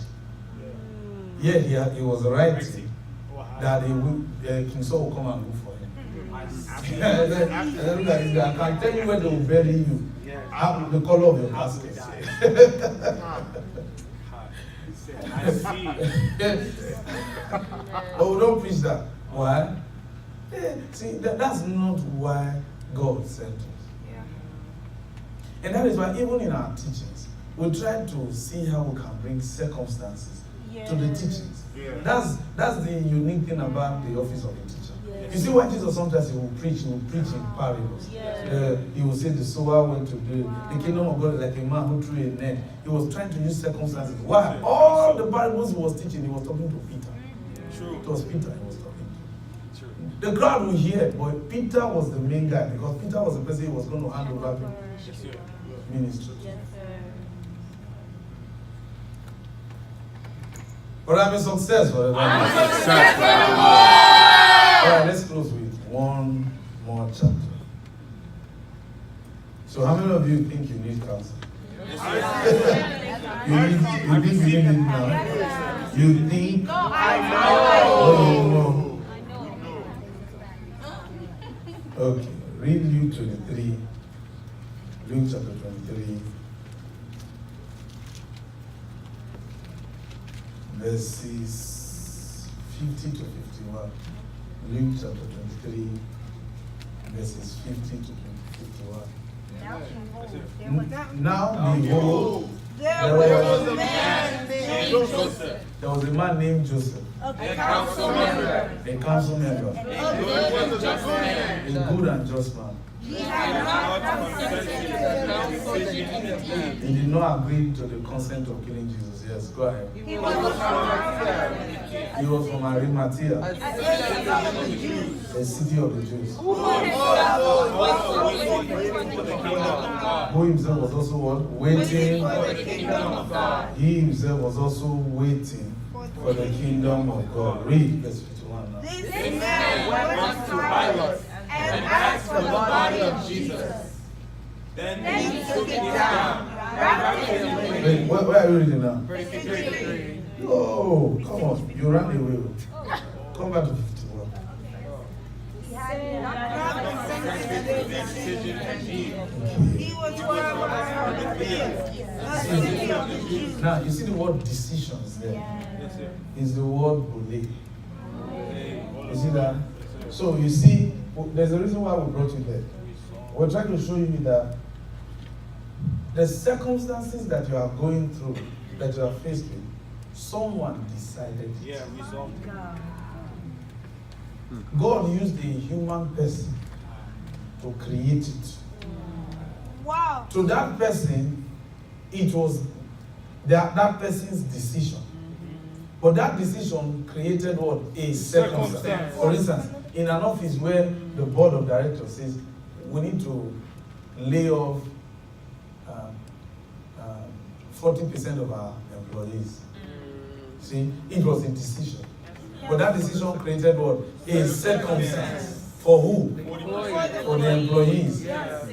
Those who were fired and even those who remain. Because those who remain now have to do what? The jobs of more work. The jobs of those who were fired. Do you understand? Do you understand? So the question is, where have you found yourself right now? And in which circumstance are you caught in? Because if a mother-in-law says she does not like you, and you still insisted in marrying her son, then you married the son, now she tied the womb. You see that? It becomes a circumstance. Yeah. But it is someone's decision. Yes. But Paul is trying to let us understand that don't think that the circumstance is out of hand. No, it was still part of God's careful orchestration. But just that you have not found the right person to communicate it to you. Wow. That's why you You are depressed. That's why you are frustrated. You see why Paul says this? We know that all things work together for my good. All things. All things. Not some. Yes, sir. All. Irrespective of who decided it, whether witches, wizards, All whoever things. is working for them. Yes, sir. Because the Bible says, had they known that killing Jesus would bring salvation, they would not have crucified the King of Glory. So the circumstances brought salvation. Yes, sir. That's right. You understand? Yes, sir. Let's close. Now, if we ask some of you, as we close now, to your own children, your own biological Yes, children, sir. not spiritual children. Yes, sir. But we don't know that God can trust you with some spiritual children. But your own biological children, Yes, be honest, some of you as parents, can you give them counsel? yes, sir. Or what you do is advice? No. That's what many of you do. You learn to give advice. Advice is not the same as counsel.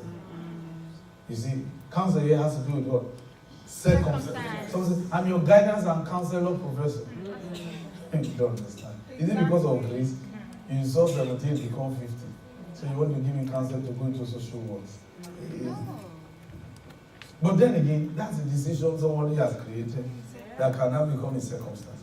But here, we're trying to show you that everything that you were ever faced with, everything that you are currently faced with, and everything that you will forever be faced with, has a spiritual meaning. Yes. It is spiritually controlled, orchestrated, and it is deliberate. Yes. You may think the person does not know. Yes, but the Lord is saying, we spirits are fully aware of it. And the thing is working according to plan. That's what God is saying. So here now, you see why you should never be in a haste in taking decisions. Because Paul here was addressing the issue of being hasty in decisions. Have you been able to understand the counsel of God in this matter before you take the decision? Didn't you read what James said? He said, rejoice when you fall into temptation, knowing that the testing of your faith will produce patience, and let patience have a perfect work in her. Then he says, if you lack wisdom, ask of God. See, wisdom will make you understand the circumstances. Praise God. So how many of you need the counsel of God? Yes, sir. Understood. Should I not? What do you do in such case? Leave it alone. I think I like him, but I'm not too sure whether he's the man for me. I think I like him. Then leave him alone. Serious. So maybe I should give him a try. No. Don't try. You'll be tried though. If you try, you'll be tried though.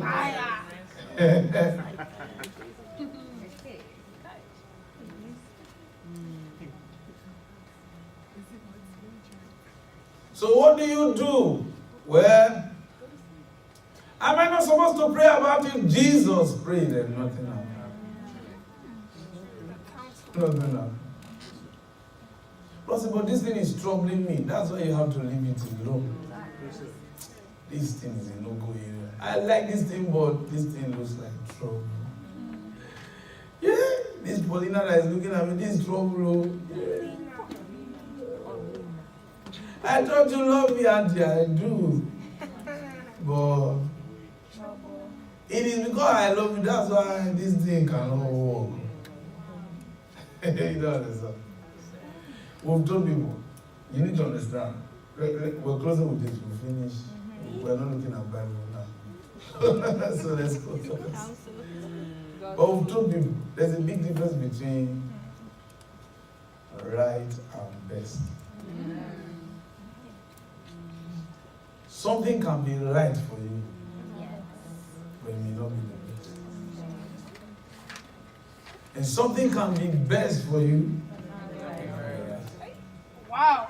So which one do we go for? Go for what is best. Yes, sir. Exactly. Don't always. For instance, here's a point. A lady comes from a poor family. Let's just take that example. She comes from a poor family. Things are difficult. Then she went to high school, she went to college, fell in love with Marcus. They are really in love. This love is genuine, from heaven above. It's very pure. It's liquid love. 50-50, Luther Vandross love. Liquid love is on fire. But since she's been dating this guy for 15 years now, from high school, her own circumstances have not changed. The poverty is still there. The guy's circumstance has not changed. Sometimes she is the one who even needs to work and share with him. And she's doing it for love. And the guy now is applying for PhD. But they are doing it for love. And it's good. Those kind of stories, won't you like to watch movies like that? Oh, yeah. You like to watch movies like that? On a Christmas day, snowball. Come on, man. No, honestly. Bro.Osi. Then they start singing that song. Wherever you are. Then the lady will be crying like this. Oh my God. Yes, she's still eating popcorn. Okay. Then come one Jonah that has sunk in the belly's fish before. Came out. But he's rich. And he loves Susanna. He does. But Susanna, I don't want him. I don't like him. It is Marcus that I love. If I don't marry Marcus, I'll die. Now, what is the difference between Marcus and Collins? Collins is right. No, Collins, Marcus is what? Right. For her. They share. You understand? But Collins. That's the best. But I will never love him. Wait. How do you know? Don't worry over that. So, but, what if she's still having an affair? You think Collins does not know? Honestly. You see why by the time he marries the lady, he says, let's move to England.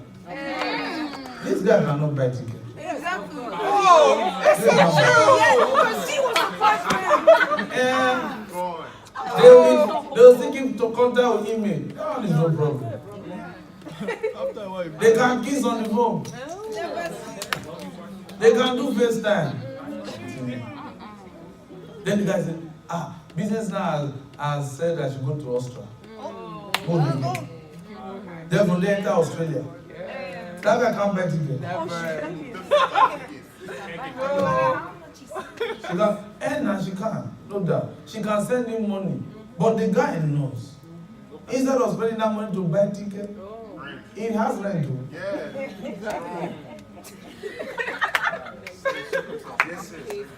Uriah was right for Bathsheba. He was not best for her. You understand? Yes, sir. You think Abraham wanted to be with Sarah? She was just the best option. Those kings deserved her. She was right for the kings of Egypt and King Abimelech.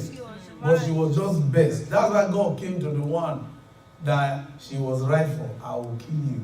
The best one. That guy is a prophet. You are not. That's why that guy is the best for her.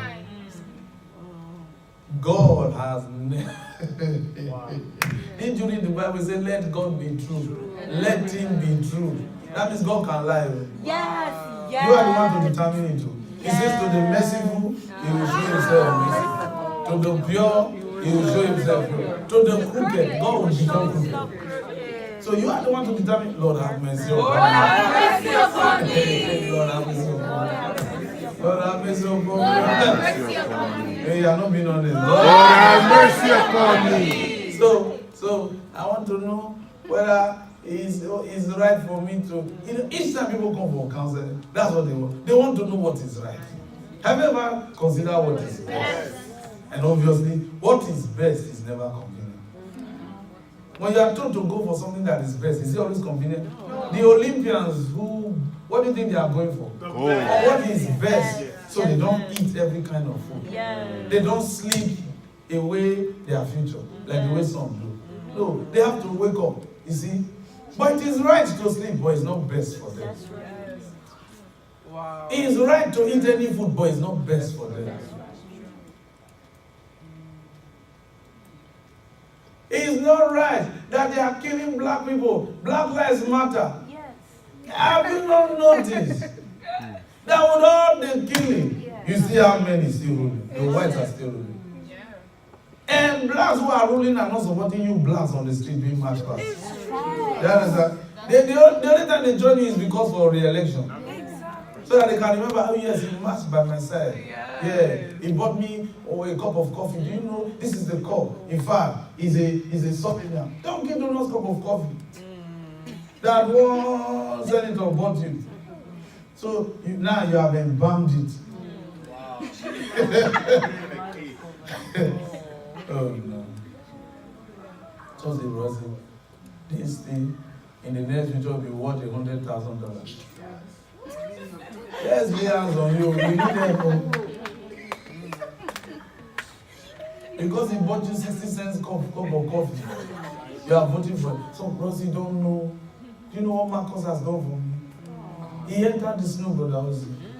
60 inches snow during the snowstorm of Hurricane Susanna. He entered Hurricane Susanna to go and buy me 60 cents cup of coffee. How can you say I should leave him? Can you remember when you started as a child, the dreams you had were the dreams that can reconcile with the one who has the best life? You say you don't want him, but he carries the best things you need. The one you love that is right for you can never.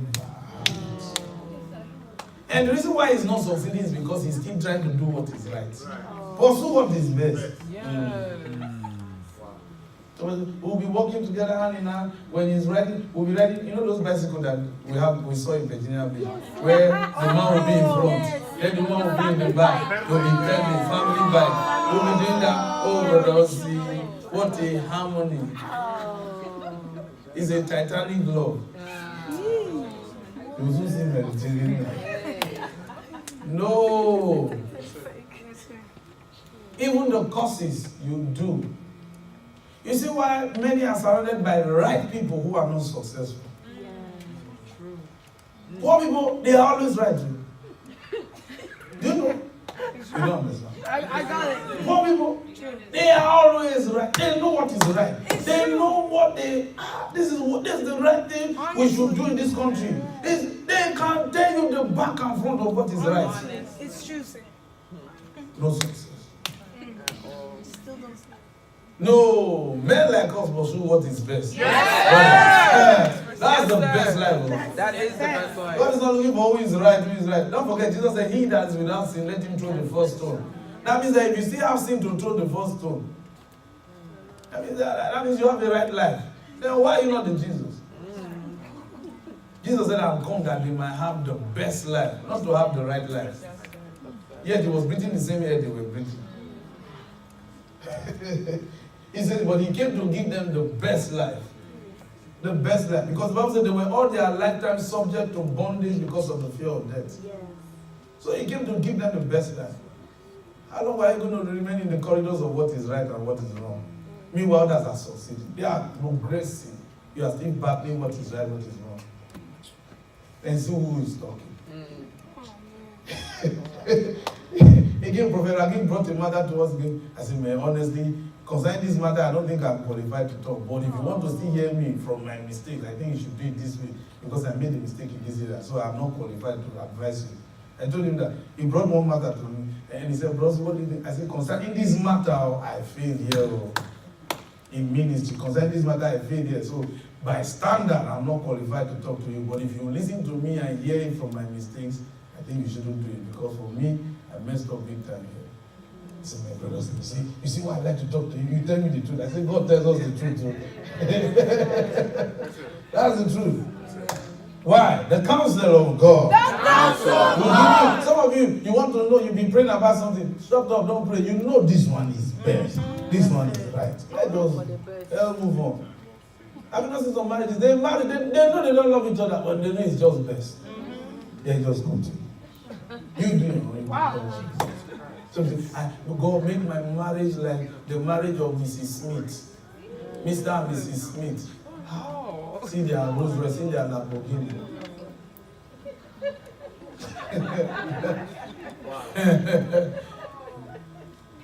Yeah, she's in love with one guy. They are looking for a job in Mr. Smith's company. Oh, this man is too mean. What kind of rich man? All these rich people say, see, when they talk to us anyhow, they don't have respect for us. You see why? See, you know what is right. That's why you are complaining. People who complainers always know what is right. You think Moses was the best man? No, Moses was not chosen because he was right. He was chosen because he was the best option. Exactly. And what made him the best option? He killed somebody. He killed because this is the guy. I need people who can kill him. Because I will need him to drown people. I need people. But Aaron was Moses. Don't do it. These people, they are the ones who, you know, I'm a holy priest. Moses was killing people. He was slaughter because that's my man. I like mafias. Then during Jesus told the disciples, go and collect sword. So that it can be counted among the transgressors. Luke chapter 22. You are trying to go, this is right. I want to follow the right way of the Lord. Which one is the right way of the Lord? If you study the Bible, said there was none that God used that was really right. Wow. You don't understand? I understand. This God, the Bible says he has many sides. Yes. Wow. Yes. Depending on which side you are relating with God from. Wow. Yes. That's why I say, oh, Lord, have mercy on God. Well, you can't be sitting saying that. Lord, have mercy upon me. Oh God, carry my load. Oh God, carry my load. That's a strong prayer now. Lord, carry my baggage. Lord, carry my baggage. I cannot carry it anymore. Lord, please, I Lord, cannot help carry me. it. Lord, help me. I'm not trying to be right in your eyes. Lord, help me. Lord, carry my load. Carry my load. Give me counsel for life. Give me counsel for my life. Give me counsel for my Talk life. to the Lord. Listen, brother. Give me counsel. Give me counsel.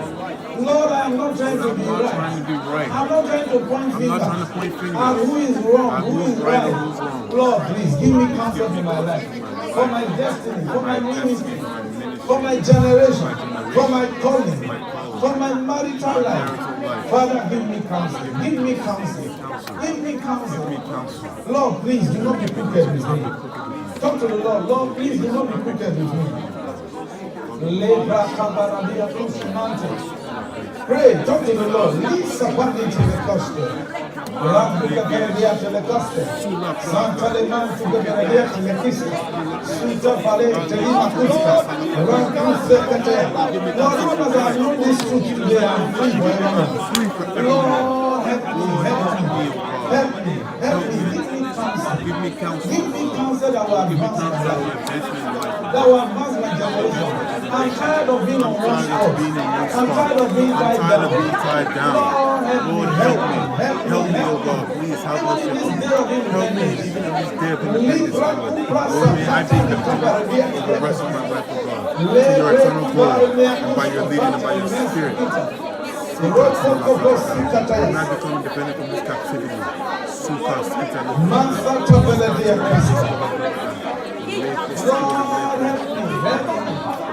Help my generation, Lord. Help me.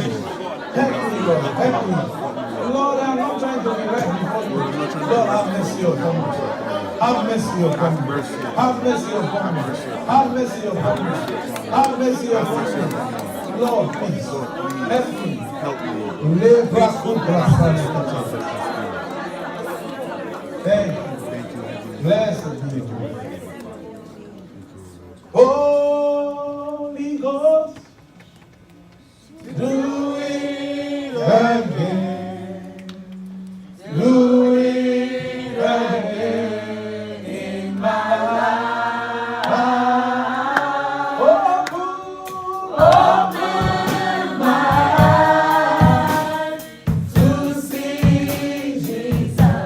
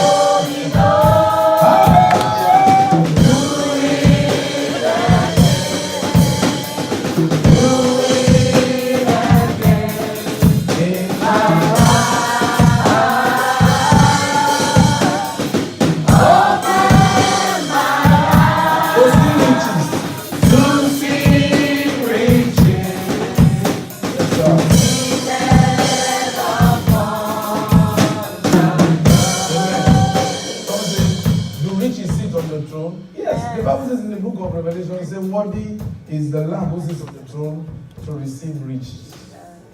Yes, open my eyes to see riches. Open my eyes to see riches. Yes, so let's make that our prayer points. Father, open my eyes. Father, open my eyes to see riches. To see riches. And access wealth. And access wealth. Access wealth. Father, open my eyes to see solutions. Father, open my eyes to see solutions. Open my eyes to understand circumstances. Open my eyes to understand In the mighty name of Jesus. Open my eyes to see victory. Open my eyes to see the end of the matter.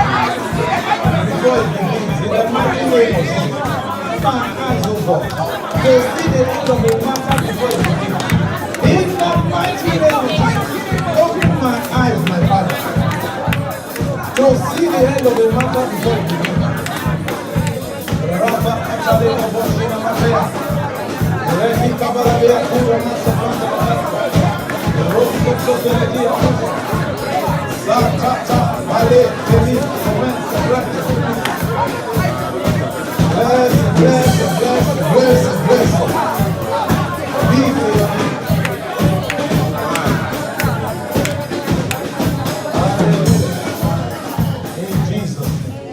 Walk up to three people and say congratulations.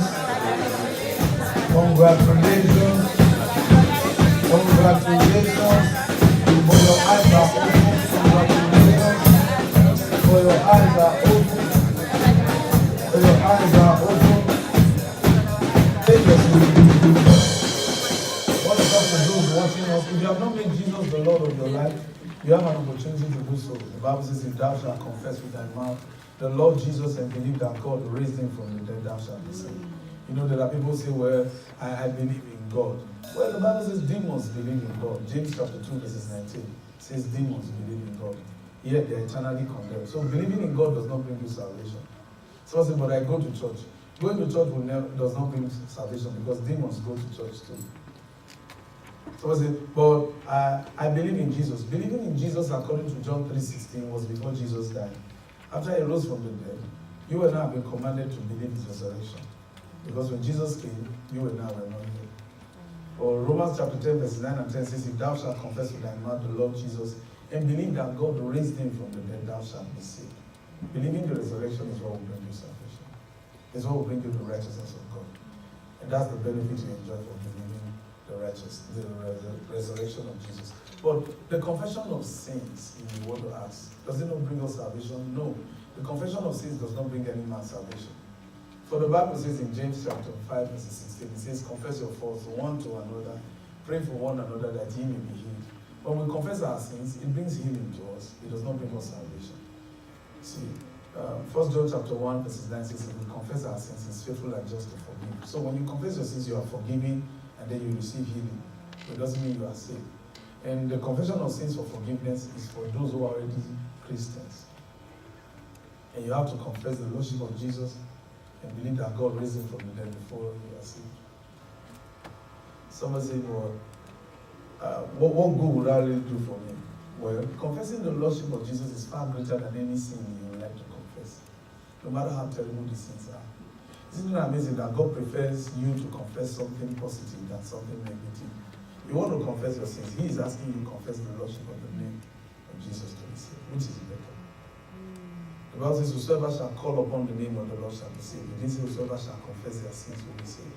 I'd like to give you the opportunity to acknowledge the Lordship of Jesus. Say these words and mean it with all your heart. Say, Heavenly Father, Heavenly Father, I thank you for your Son, Jesus. I thank you for your Son, Jesus. My Lord. My Lord. I call Him Lord. I call Him Lord. Because I believe He rose from the dead for my justification. And at this moment, I confess with my mouth that Jesus Christ is Lord of my life from this day forward to the glory of God, my Father. Amen and amen. If you have just made that declaration, we'd like to pray for you and keep you in the family of Christ.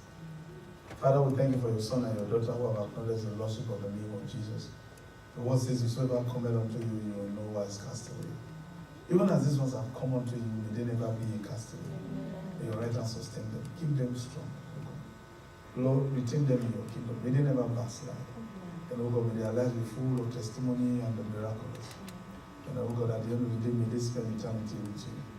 Those of us through whom salvation has come unto them, may we never be a castaway. In Jesus' name. Amen. Say congratulations to them. Congratulations.